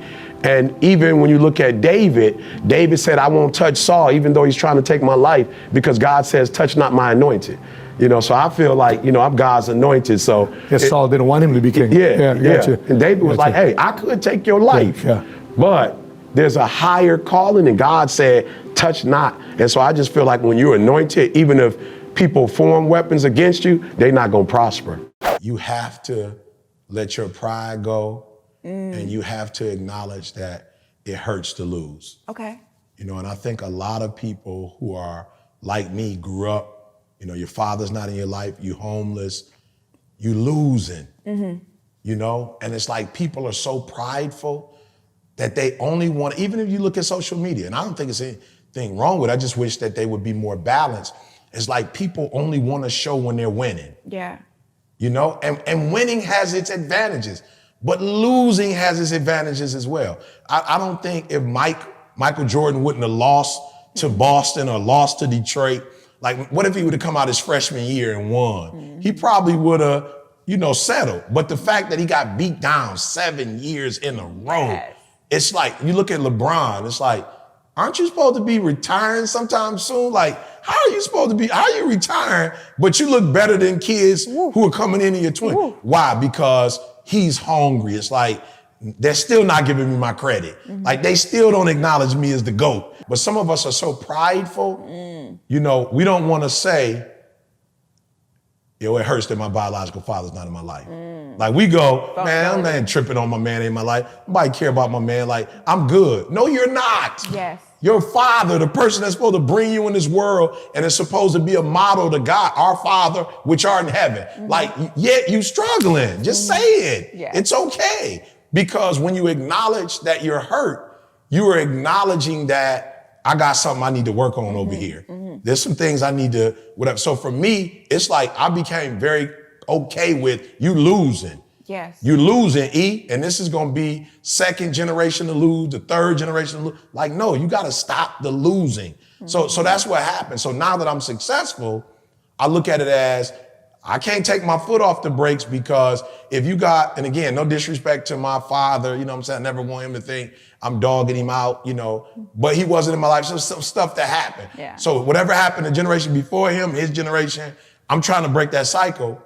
I know that the next generation, they just not gonna pick up my cycle easily. You feel me? Like, it don't work like that. It's not like cycle, you broke it, and it's just broken forever. Okay. No, it could be cycle, you broke it, next cycle, pick up on that cycle. That's good. So I'm always like, E, you gotta choke it out. Yes. Like, you know, you see those movies where they getting chased by the villain or whatever, and they might knock him down, bust him in the head, and run, and then the villain back right up on him. Michael Myers, I'm God. You gotta take Mike out. You gotta cut his head off. You know what I'm saying? You just and I think that's why David killed Goliath in the manner that he did. He just didn't beat him, but he cut his head off to let it be known, like, yo, this is over. It's done. Yes. Like, we not dealing with this no more. The people who don't want to acknowledge that they're struggling, like, yo, that could be a trap. Yes. Like, maybe you're not struggling in some areas, but there are other areas that I always say I'm blessed financially, but people be like, man, I wish I had the money you had. Okay, maybe you do. I don't know. But let me tell you this. My money did buy us a house in California, but it can't buy us a home. Like, money can't have me and Didi blissful. No. You know what I'm saying? Yes, money, we have great insurance, but it couldn't stop Didi from getting MS. Now, will she have good health care? Yes. Absolutely. But can it stop her from getting the disease? It cannot. Can I buy a car? Yes, I can. But that car money can't buy me safety and security on the road. Yes. You know what I'm saying? And so it's like, yo, don't trip. Money has its place. Absolutely. And go get as much of it as you can. Yes. But don't think that this is going to solve this. Yes. And so for me, it's like, yo, here's some stuff your family has left you to deal with that they didn't bless you with. Now you got to get it. And now you got to give it to Jalen and Jada. And you have to know that it's not going to come easy to them. That hunger doesn't come from what you've accomplished. That hunger comes from what you still are seeking to accomplish. So if you feel like you've accomplished everything, then you're not going to be hungry. It's not the adversity itself that's killing you, because it's not like it's new and you've not ever experienced adversity. But what's happening is because you're almost worshiping a great day, a day without any trials or tribulations, a day where and Didi, it ain't gonna be no disagreements. You and the kids, you in the church, and so when stuff start happening, it's like it throw me off. And God's like, stop. Adversity is guaranteed. You know it's coming. You know you're gonna see it. You're gonna experience it. Stop it. But the choices you make as a result of it, that's different. So there's some of you're making a choice not to speak to your spouse for 2 or 3 days. Come on, I'm talking to somebody. We are dealing with relationships, like, so we can keep it 100. You feel me? Like, after the sermon, I'm talking about after the sermon. Like, we're not talking about how you feel at church. We're talking about how you feel at home when y'all beefing. Listen to me. Adversity is guaranteed. Y'all not gonna see everything alike. It's gonna be some conflict because there are differences in opinion, which is a blessing. I was telling somebody the other day, we had an interview. Somebody interviewed Didi and I for a project they were doing in their master's program. And I was saying, it's a beautiful thing for my children. I was telling the person that Didi has one set of skills and I have a different set of skills. So now my kid's gonna get all the skills. Are you listening to what I'm saying? Is this making sense? So like if me and Didi both had the same skills, and that would mean, guess what? That the kids would get all of our great skills, but they would be missing some other stuff. Why? Because Didi and I don't, you feel me? But because Didi and I are not the same, because Didi is more structured, more systematic, amen, more stable, the kids gonna get some of that. But because dad, amen, is a risk taker, is an innovator, you feel what I'm saying? They gonna get some of that. And so I need y'all to stop. I need you to understand, adversity gonna come in your house. Somebody might end up getting sick. Are you hearing what I'm saying? Like, adversity is going to strike. But the question is not, is adversity going to strike? The question is, what choices are you going to make when adversity strikes? Are you going to choose to still get along? Are you going to choose to love y'all differences? Are you going to choose to be able to communicate in a way where y'all not getting it, turn it into like a storm? Come on, are you not going to stop? Are you going to stop talking to people and cut people off because they don't act the way you want them to act and do what you hear what I'm saying? Like, are you going to just cut people off because they don't meet for it? Like, if we were why be Christians if we're going to live like people who don't know Christ? Yeah, am I by myself? Why? Why? What sense does it make to call ourselves believers in the Most High if we're gonna treat people like people treat people when they don't know the Most High? When they're atheists and they don't believe that there's a God, when they don't believe God exists, like when they don't read the Word, when they don't have all this beautiful instruction through the Word, like we acting just like them. What's the purpose? And so praise God this morning. Adversity is gonna strike. don't let it make you a evil person. Adversity is gonna strike. Don't let it make you bitter. Adversity is gonna strike. Don't make God feel like you forgot what the word said. Amen. Matter of fact, let's just stop. Can we put some Jeremiah 29:11 on it? Amen. Why am I saying that? Because adversity shouldn't change his plans for you. I'm just being real. Adversity shouldn't change God's plans for you. What's happening on the outside shouldn't change what's happening on the inside. What the devil doing should have nothing to do with what God doing. Oh, come on, somebody. Am I talking to myself? What the devil is doing should have absolutely nothing to do with what God is doing for you. Absolutely nothing. The plans that God has for you, amen, those plans should be put in motion. You should receive those plans. You should embrace those plans, and you should live those plans out. Execute.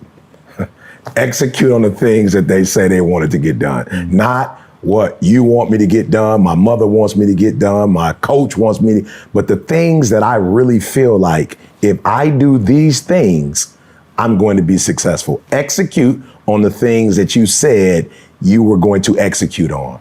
So then why don't most people ever find success? Like if it really is, and I know what's hiding in the word execute, but most people do not. And I always tell people only execution matters. Yeah, that's it. But how do people get good at that? So the first thing you got to do is you got to get out of your feelings. Like for me, these are great people who could blow up, like who could be successful, whatever they touch. But something happened that day. You know, you woke up, got into it with your spouse or your kids called with something that was going on, or you were sick. Like there are a group of people that feel like it's okay not to execute because I'm not feeling okay, because today is not a good day, because all the stars didn't line up. And at the end of the day, none of that matters. Like to have a good day is great. But just because you have a good day, you still got to execute. And so I think for most people, they go wrong because they think it's a feeling when execution is a fact. One of my favorite quotes from you is about that feelings basically aren't facts, and facts are the things that are going to help you process through your feelings. That's a paraphrase, but it's pretty close. It's right there. And I got that actually from the book You Owe You, which is absolutely phenomenal. Thank you. And what I love about it is this idea of you need to take responsibility for you, that there are going to be difficult times in your life. There are going to be times where you have every reason to make an excuse. Absolutely. But that won't serve you. And I'm always telling people the most insidious thing about excuses is that they're valid. Yeah. Like most people have a real reason to say like, hey, this didn't happen for me, whatever. Yeah. In fact, tell us about Inky, which was, it's a really powerful story I've heard you tell before. Yeah. So, you know, first of all, for me, the whole Inky, you know, I don't want to call it a disability. I don't want Inky to call me, you know what I'm saying? But for one not to have the use of their arm. Training every day for the NFL, going hard. I think he was trying to get out of some pretty dire circumstances. Absolutely. Multiple cousins living with them. They're shifting out the bed, right? So one person sleep in the bed one day, another person sleep in the bed. And for Inky to lose everything, but say to himself, like, yo, this doesn't matter. What matters is the success that I want, what I promised my grandmother, what I promised my mother, what I promised my wife, what I promised myself. And so Inky's thing was, yo, despite this happening, I owe it to myself to still be the person that I dreamed of being. And this setback will only be a setup for a comeback. Excellence. Can I be honest with you? And I don't even know if I should be saying this on camera, but whatever the stuff is, because I operate at such a high level, I've never been asked. If I'm mandated, vaccinated, not vaccinated, if I'm wearing a mask, not man, I just do what I think is right. But nobody ever is like, they like, yo, you number one, we need you in the school, we need you in the prison, we need you in the, and so I take precautions, but I'm saying at the same time, I operate at such a high level. Jackie Robinson got to be the first African-American, because he operated at highest level. Martin Luther King got to sit down and create legislation for people of color, women. Why? Because he was the best.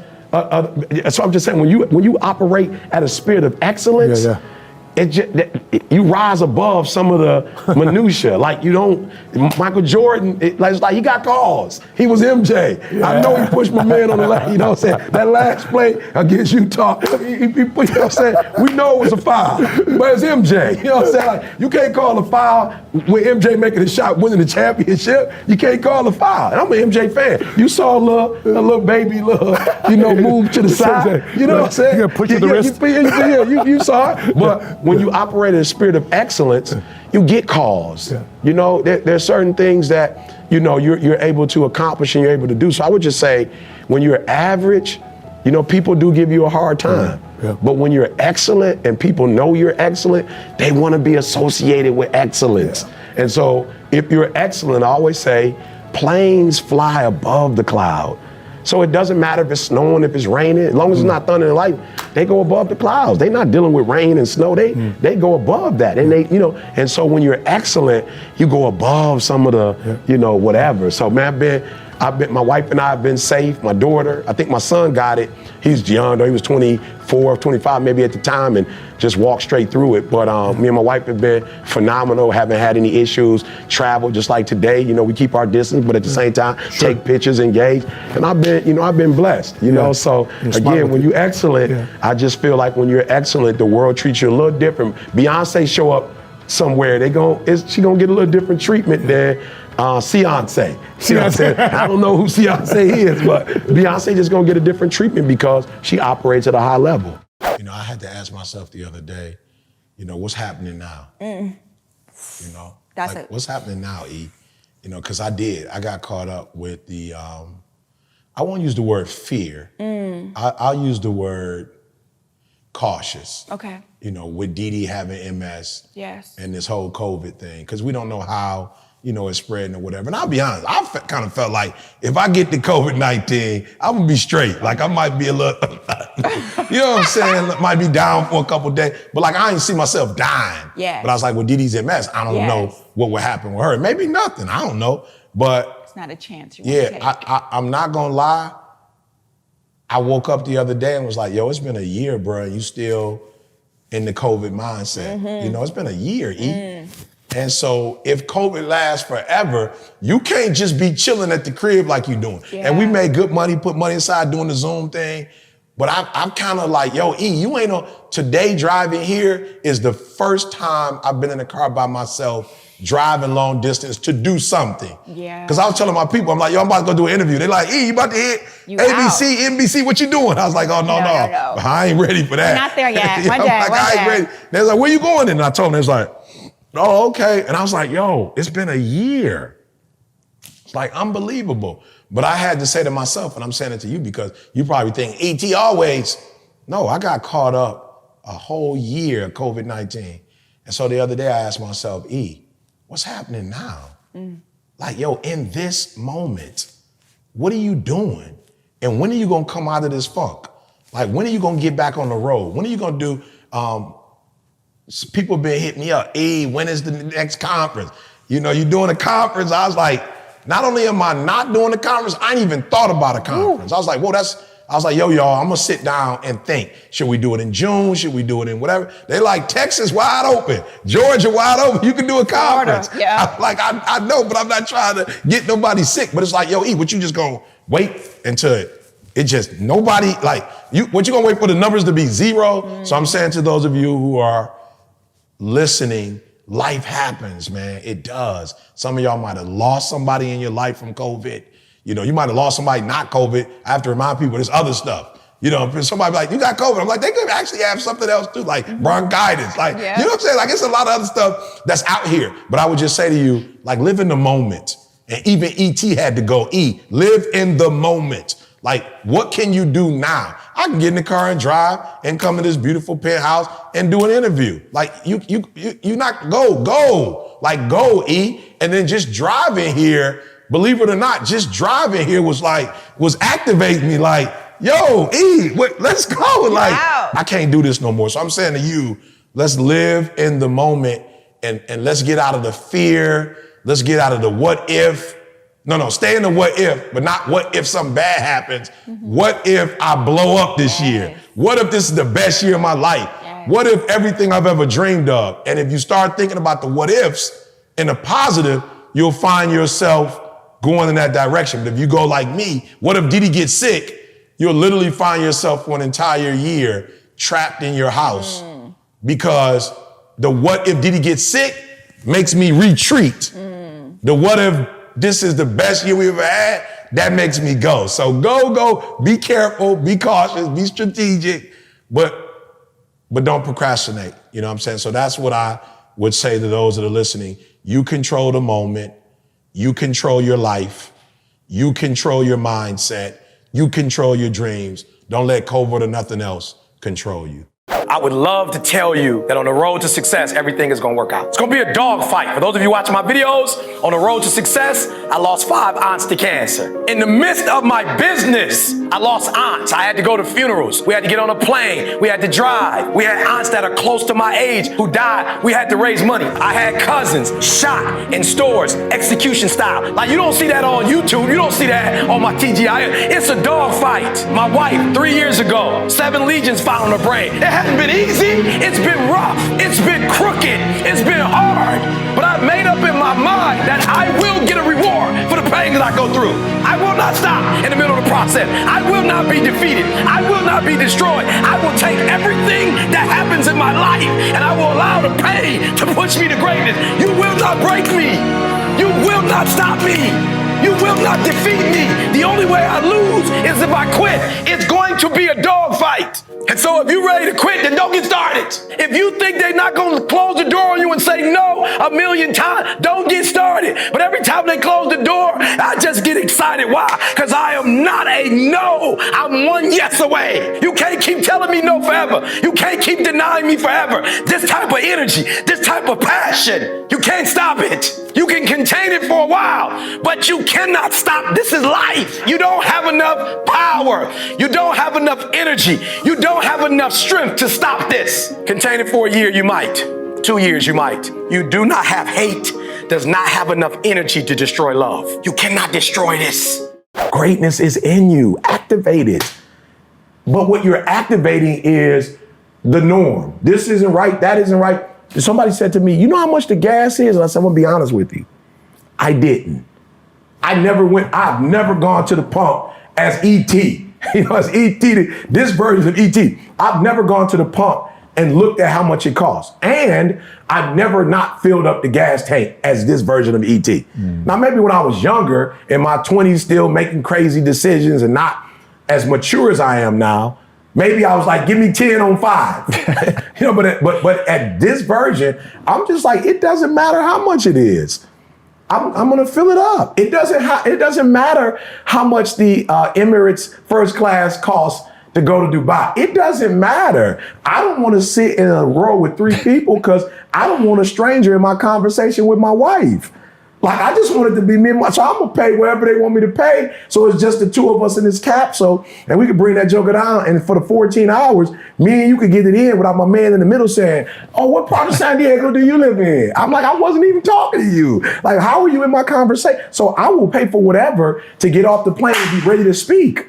Like, as soon as the camera, like when I land, they got the cameras on me. So I want to sit in the seat where I'm gonna be comfortable and I can get off ET where I don't need 2 or 3 hours of preparation because I took a shower on my way there. You know what I'm saying? They gave me 30 minutes for the shower and I took give it to me an hour before we land. I want the best foods. Like, I will do whatever it takes to have that reality than to be the average dude that everybody's telling me what to do. You can't go see your daughter get her award because you need to be at work. Nobody, I'm an academic advisor. Students don't even come to get academic counsel at 9:15 a.m. They're not even up.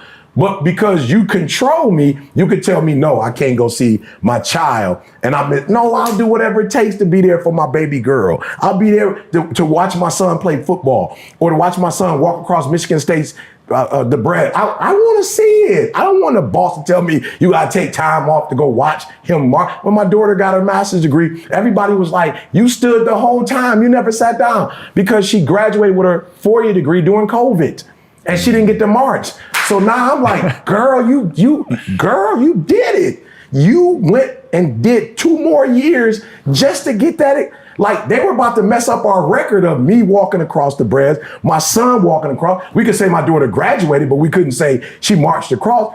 She marched, and I'm gonna stand here the whole time and watch her and look into her face, and I hear anything that the speakers are saying or miss all the other kids that are coming, because I want my baby girl to know, if you can't count on nothing else, you can count on your daddy being present.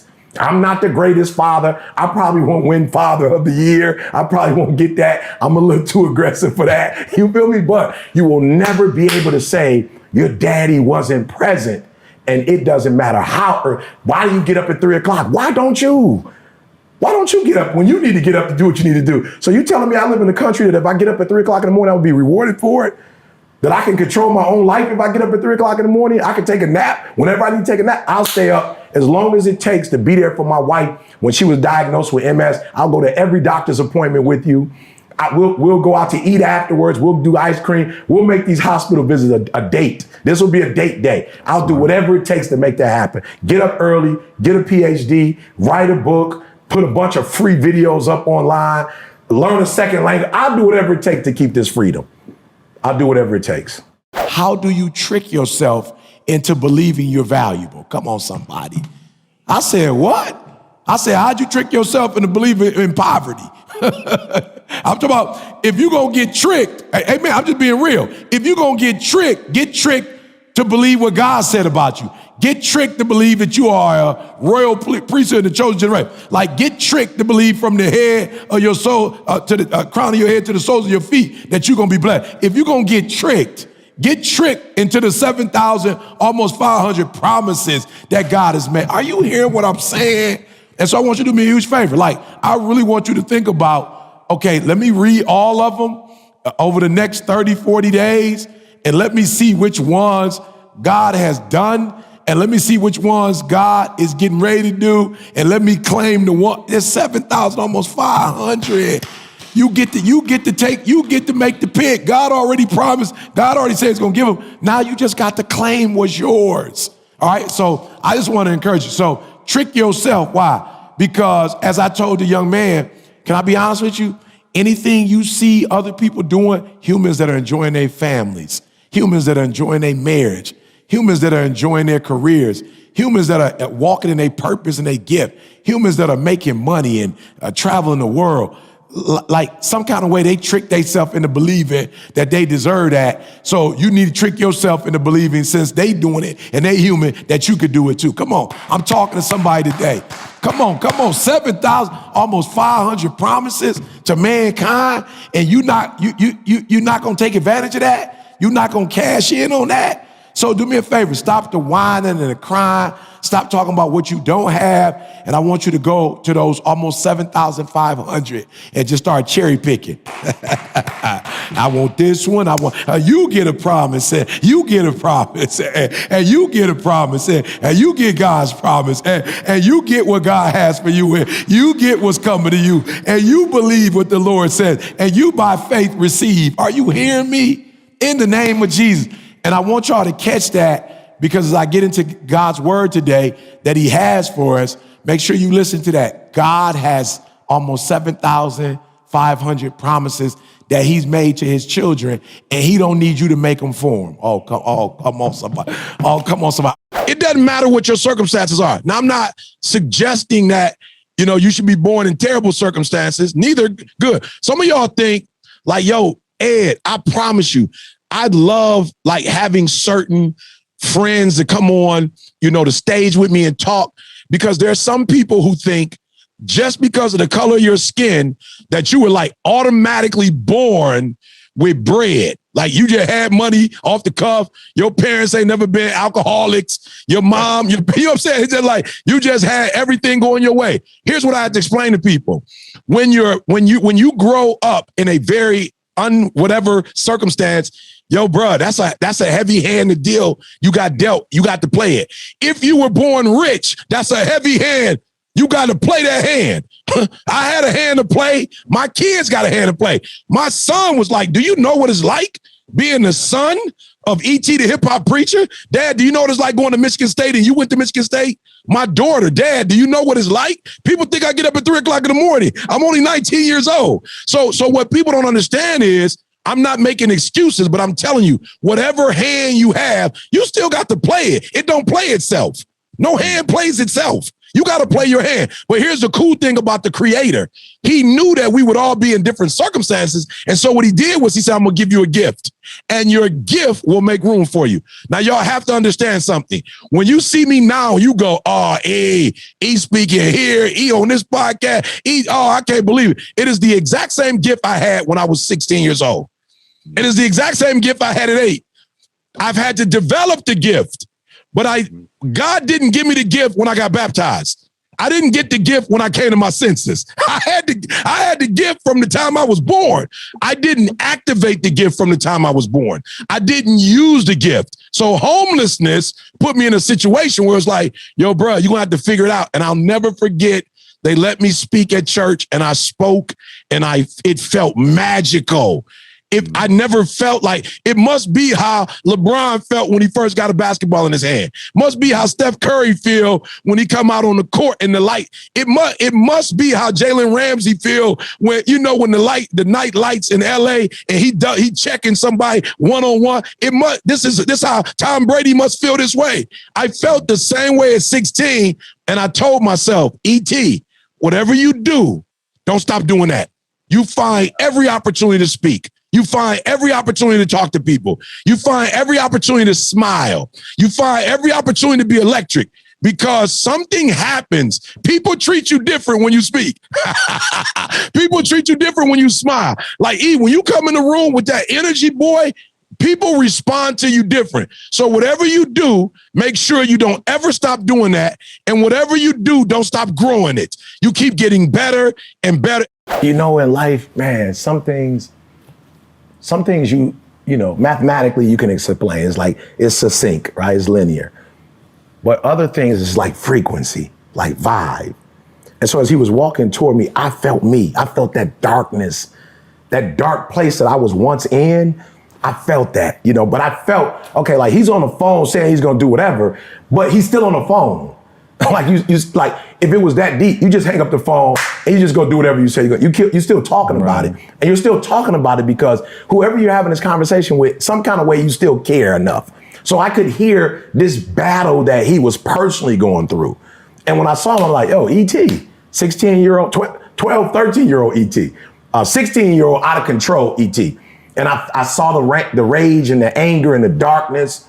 And I was like, yo, you got to take a chance. Why? Because somebody took a chance on you. Like I wasn't the dude that was sitting with a poster saying, help me, I'm messed up. I was messed up. And somebody saw me and went, yo, we got to salvage this kid. Like some kind of way this pastor, I don't know if it's everybody, maybe he did it with everybody, I don't know. He made me feel like it was just me.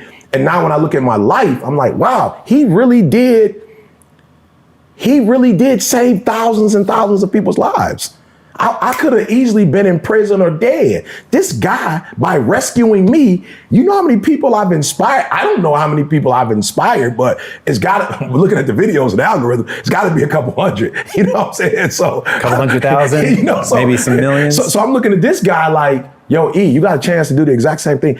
So being selfish, it might have been more of me just like, yo, here go a big one, baby. Like this the finals, like this the Super Bowl, like go for it, and his response, I'm nervous, I'm scared, just like, they don't know I'm nervous and I'm scared, but I'm too scared not to try. Like I'm too scared not to take the risk. I'm all in now. I've been watching him, paying attention and listening. So boom, I go in. And his response, falling on his knees and crying, was like, whoo, okay, maybe I am. The story could have been real different. This can go good or bad. There's no middle ground. And so for me, I saw a young, hurt Eric Thomas and was like, here's your chance to do for this guy, what somebody did for you. Do you remember what did you say to him that gave him the breakthrough? I don't remember. The only thing I do know is the hug, is the command of, bro, you gotta get control of yourself. Like you walking up and down the street, like you just out of control. Like, what are you doing? You screaming and hollering, cussing. This is a church. I didn't even grow up in church, but like, bro, you gotta have respect. As kids out here, like, come on, bro. Like, you're like, I'm not hurt that you're fussing and cussing at the church, but I'm hurting you out of control. Like your emotions got the better of you. And bro, you need to get a grip. And so whatever we said other than, I don't know, hug, get control. And then before I know it, he's bawling and I'm like, yo, this thing works. And this is before the hip hop preacher, just ET at that time. This is no videos. We hadn't really blown up at that time. But for me, I thought it was great because it was like, yo, pastor said, hey, yo, it's working. And it's working on real people with real problems. This isn't, the studio ET. Like this isn't, the ET that's, putting powder on and, we out in the streets. Like anything could have happened in New York. This is New York. This is Harlem. It could have went a total different way. So I even felt a sense of like, yo, I can, what I'm saying? Like I can do this. People do respond. And I had to speak that night. And I spoke with more energy probably than I spoke in a long time because it was like, yo, if it don't work in here, it's okay. Because out there, it works out there. And again, I felt good about myself. I think people get confused sometimes. When we do what we do, a part of it is for us and our life and our vitality and our belief and confidence in ourselves. Sound like Lisa now, our confidence in ourselves. It's the ego that gets in the way when you look at failure as something negative. Failure is just a way, some say, to try it again, but to try it differently and try it better. Does that make sense? Yes.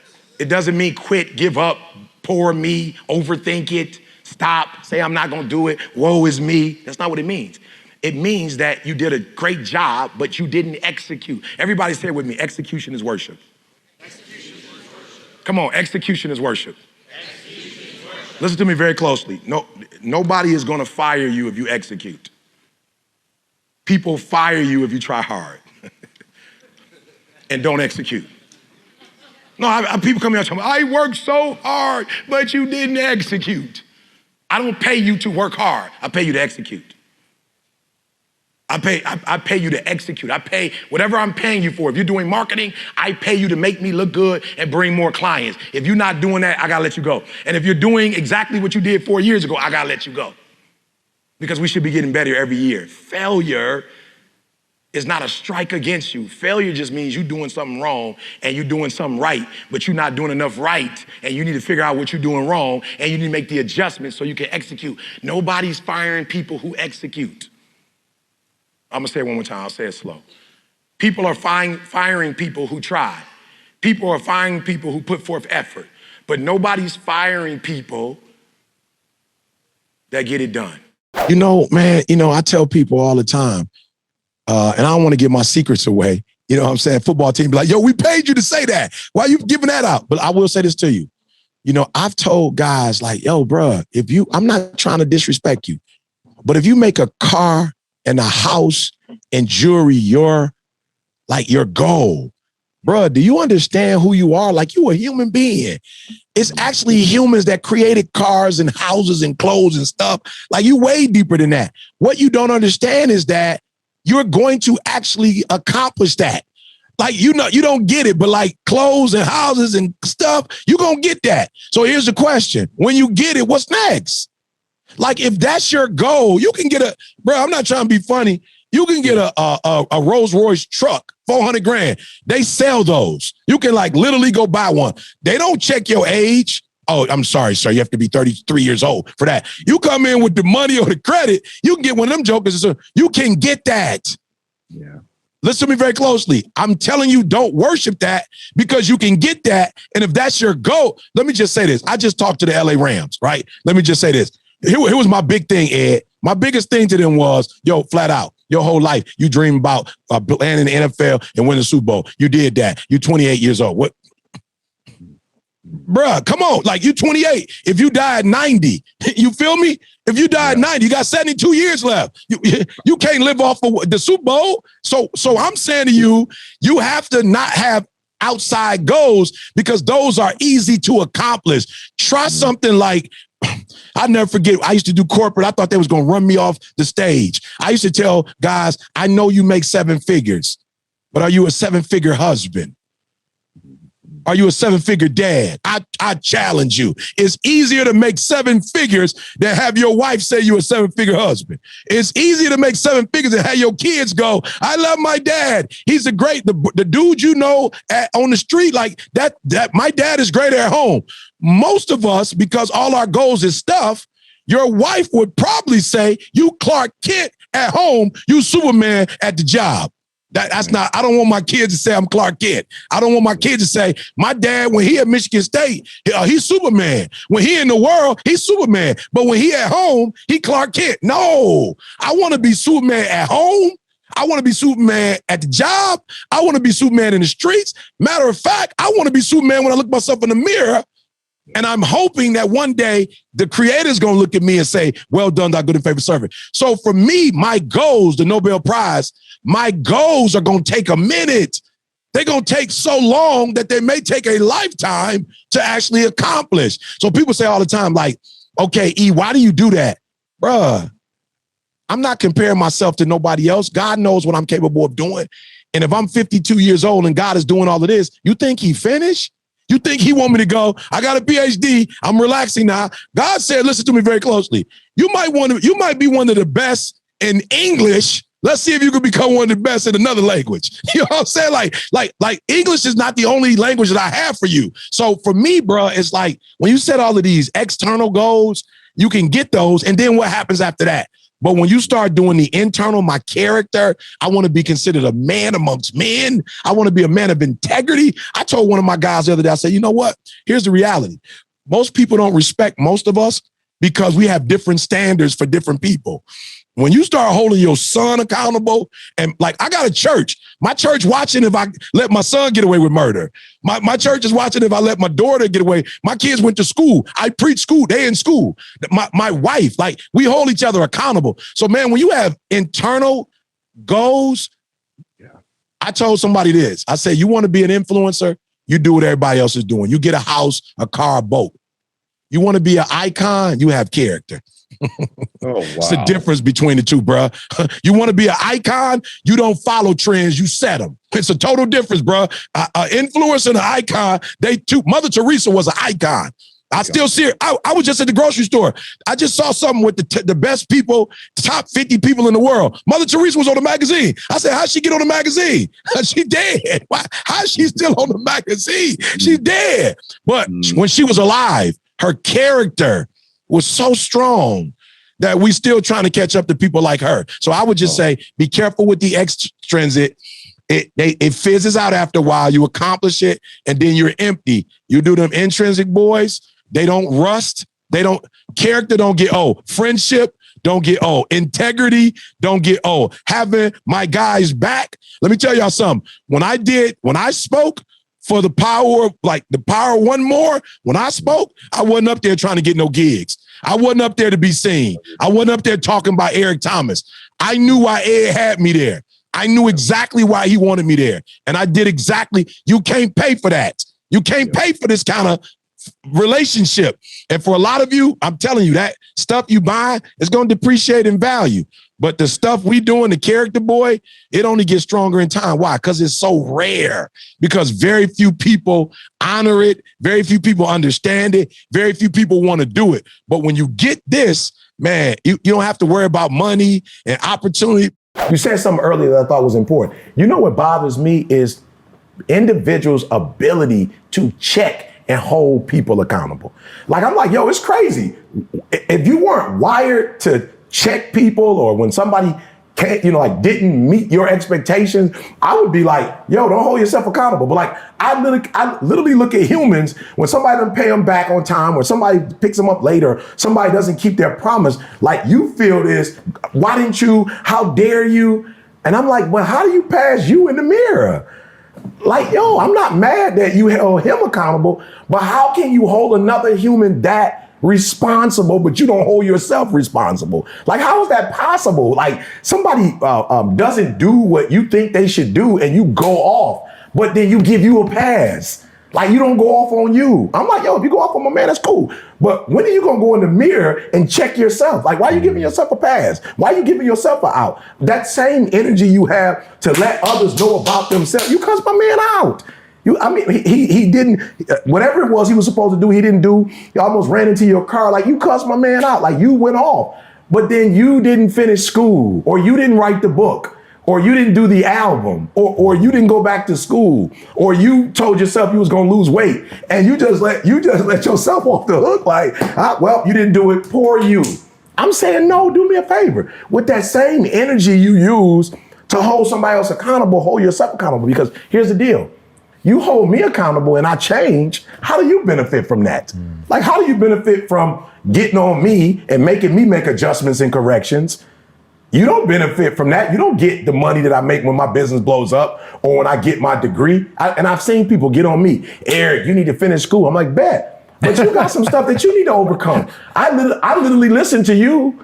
You got on me and you checked me about not finishing what I started. Okay, well, I finished what I started. But you still haven't checked you about some of the character defects you have. So that's why I get a little taken back, because I'm saying use that same energy you use on others. I'm not saying don't hold people accountable, but I'm saying use that same energy on yourself. And you'd be shocked how much further you'd be in life if you just punish yourself, if you put you on punishment. That's what I like about you, man. You put you on punishment. Put you on punishment? Yeah. And I think too many of us are in the window, meaning you're looking at everybody else and what everybody else is doing, and you don't know what you want because you know so well what they want. You feel me? Like, there's certain things I don't want. I want a relationship with Ed. I want that. I don't necessarily want some of the, like, I don't wear watches. I'm not against watches. I don't think there's anything wrong with a watch. Yeah. I don't think it's just not my thing. I don't, as a matter of fact, if you ever watch me, I don't even like to wear a belt. Like, I got this phobia. Anything that's on my body, I wish I could like have the emperor, the naked emperor. Like, I wish I had his suit. You know what I'm saying? Like, I hate putting on clothes. You feel me? I hate it. But I know that there are people who are constantly watching what other people are doing, and now you're wanting what they want when you don't even want that. And the way I started this whole UOU video in New Zealand was, I was with a group of people, and I promise you, they ticked me off. You know, they were like trying to, you need to do this and you need to do that. And I started the whole speech after having a conversation with them saying, I don't want what you want. And you're not going to make me want what I don't want. I don't want that. I love relationships. I can go to Ed crib and chill. We can just drink water, doggone it. I don't care. We could just walk on the beach. As long as there's a relationship and it's making me better and is nurturing me and that is feeding that human need for a sense of belonging and safety and self-actualization, I'm not really on nothing else. And so, you know, for my birthday, what you want to do, E? I just want to be in the room by myself because I'm always with people or helping people. I just want to chill. And so I know what I want. And because I know what I want, I'm not going to do what you want me to do and fail. But you got to hear what I'm saying, please. When you don't look in the mirror, you are not empowered. When you look in the mirror, you see you and what you want and what you need to do and what you need to be. When you look in the mirror, you reflect. When you reflect, you transform. When you transform, you change. When you change, you do things differently. When you do things differently, you get different outcomes. When you're looking in the window and you're staring at other people, there is no reflection. It's only comparing. And as long as you compare yourself to another model, I drive an Escalade. I'm from Detroit. I drive an Escalade, a Cadillac, right? When I see a dude in a Bentley, I'm looking at that Bentley like fire. But at no point am I going, I want to trade my Cadillac in for the Bentley. I've seen some fire land. I moved to Cali. Everybody got a Range Rover. I've seen some fire Range Rover. I've seen some Lamborghini. I looked at these vehicles and go, my, what craftsmanship. I've never gone, I feel this Escalade. I feel so bad. I'm in an Escalade. This is the car that was my dream car. The black on black. This is what I dreamed of. This is it. This is my dream vehicle. And so I don't look at what others have and compare. I actually look at what others have. I actually look at Ed and go, man, there's a God. Wow. Look how he operates in his gift and his anointing. Look at his energy and his passion. Look at his delivery. And then I go, hey, God, Where's mine? What did you give me? And out, not give me ads. I don't want ads. Why? I can't do ads like Ed can do ads, but I can do Eric's like Eric can do Eric. So I'm saying get out of the window, get in the mirror, look at you, study you, figure out you. My boy Mustafa said something the other day that was deep. Moose said, when you don't know what to work on yourself. Wow. When you don't know what to work on yourself. And I want to add to that. When you do know what you want, work on yourself, because it is the working of yourself and the improving and getting better. Ed been on this earth. He been on this earth. I've been on this earth. They're both there. Your eyes determine what you see. You got to change your mindset. As I leave, you're standing, you said, I need to change my mindset. I do. Man, E, I got a low self-esteem. Man, E, I don't believe in myself in the way I should believe in myself. I want you to stand right now and I want you to declare that your future, you're going to be your better you in the future. There's nothing we can do about today, but in the future, we're going to work on the future, and your future is going to be better than any day you've ever had in your life. We focusing on your future. Come on, give me some energy. This is your future. Come on, this is your future. This is your kids' future. Say it with me. I'm going to change my mindset. I'm going to change my mindset. I deserve it. It's mine. It's my time. It's my turn. Come on, it's my time. It's my turn. Come on, it's my time. It's my turn. If not now, when? If not me, who? It's my time. It's my time. Come on, it's my time. Mean it, it's my time. One group, they parasites. So they take it from her and they're not giving nothing back to her, right? So look, you said she didn't say that. She did, because I know humans. I know human beings, right? So if you're giving, you have one group of people who take from you and they give nothing back. That's the group y'all gotta stay far away from. You gotta grow up and you gotta remove them. I don't know what it is, how you grew up, you just feel like you gotta look out for people that ain't looking out for you. What happens with parasites, if they keep taking, they call your bank account, you did what with your bank account when you keep taking and you can't overdraft, and what do they do to your bank account? They close it. You know what I'm saying? That's the same thing happening in your life. You're just not getting it. So people keep taking, and they're gonna overdraft your joint, and then a part of your life is gonna close, right? Which means that you won't be getting blessings in that area. It won't flow, right? So we got parasites, then we got commensalism. That's the group that we give to. They're not bad people, they don't take, but they don't do nothing. That's the worst group, they just neutral. They don't do nothing. They have absolutely nothing to give you. Now they're not bad people, they don't mess nothing up, they just don't do nothing. They just like your car just in neutral the whole time. It's terrible. It's wasted energy, wasted gas, it's just a waste. What you want is mutualism. You want those relationships that when you pour, you get fed. When you see this, what is this right here, guys? What is this? What is this debate? Who's the best, right? Who's the best what? Good. Who's the best basketball player, right? That's the debate. Can we go to the next one? This is not a debate. This is not a debate. This is not a debate. Michael Jordan went to 6 championships. He was 6-0 in the finals and won finals MVP every single time. This is not a debate. It's not a debate. I don't know, they put 6-0, I don't know what that meant, but LeBron ain't 6-0. Like whoever put that up, call them and tell them, whoever edited that for me, that he's not 6-0. LeBron is what in the championship? 3 and what? 3 and 6 or 3 and 9? He been 9 times. So 3 out of 9, right? Not 3 for 6, 3 for 9, right? So one thing we know right here, just by looking at these two guys, we don't know I don't know the debate who's the best player. I don't know that. I can't sit here and answer that. But I can tell you one of them played for a better what? Better team. I can tell you that. I tell you, there's a big difference between the Chicago Bulls and the Cleveland Cavaliers. Big difference, right? So Michael Jordan played for, by far, I don't care how you, like, what had to happen. I don't know. I don't care. What I'm trying to show you is that one of the things that is going to require for you to get to the next level is you have to be on the right team. Facts. LeBron could probably be one of the greatest players that ever played the game. Perhaps. But he won 3 championships. Steph Curry already won 3. Go figure. Steph Curry already won 3. Draymond Green got as many as LeBron James. Draymond Green? You got as many championships as LeBron James? That don't even sound right.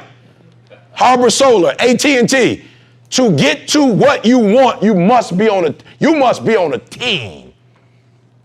You must be on a phenomenal team, not on some individual stuff. And a lot of you, because you're in survival mode, you on some individual stuff. The goal is what? Share knowledge. They don't want it. All right, stop. They don't want it. Stop. Now, we're going to talk about this, like I said, tomorrow, or if you guys sign up for one of the programs. The challenge for you is how you feel when you stop. That's the challenge. So if it's somebody I love and they don't want to hear and I know they're about to hurt themselves, the challenge is how I feel now that I got to watch them walk into the doggone fire. I got to sit there and somebody that care about you and see you walk into the doggone fire and somebody got me tied up and I can't do nothing about it. That's the problem you got. That's what hurts. Okay, if I'm telling the truth, let me see your hand. That's the problem you have. Good, hands down. That's the challenge. Not telling them no. You got what it takes to tell them no. But as you see them walking over that cliff, not knowing if they get over it, if they're going to survive it or not. And you got to sit there and watch them do it. This is why E.T. is one of the speakers that bring God into everything I do. Because this is where you need faith. This is where God come through. Your little money ain't going. Your little celebrity. There's some places your little celebrity and your knowledge is not going to take you. This is why I talk God talk. Because there's some places you're going to go that only God going to be able to get you through. And when you watch a loved one going into a fiery furnace and you can't do nothing about it, this is where you need God. Because you made it this far in a video, I want to celebrate you. Most people start and don't finish. Most people never actually follow through. Most people say they want something, but they don't ever do the work to actually get it. But you are different. You are special. Believe Nation, you made it here all the way to the end, and I love you. So as a special celebration, if you put a hashtag believe down in the comments below on this video, I will showcase you and celebrate you somewhere on the screen in a future video because you are awesome. For 50 more amazing rules from David Goggins, check the video right there next to me. I think you'll love it. Continue to believe, and I'll see you there. First thing is, that's the first big problem right there. First big problem is that you have put a lot of people above you. Yeah. Put no one above you. Yeah. No one. But if you believe in something. Say that again. Say that again.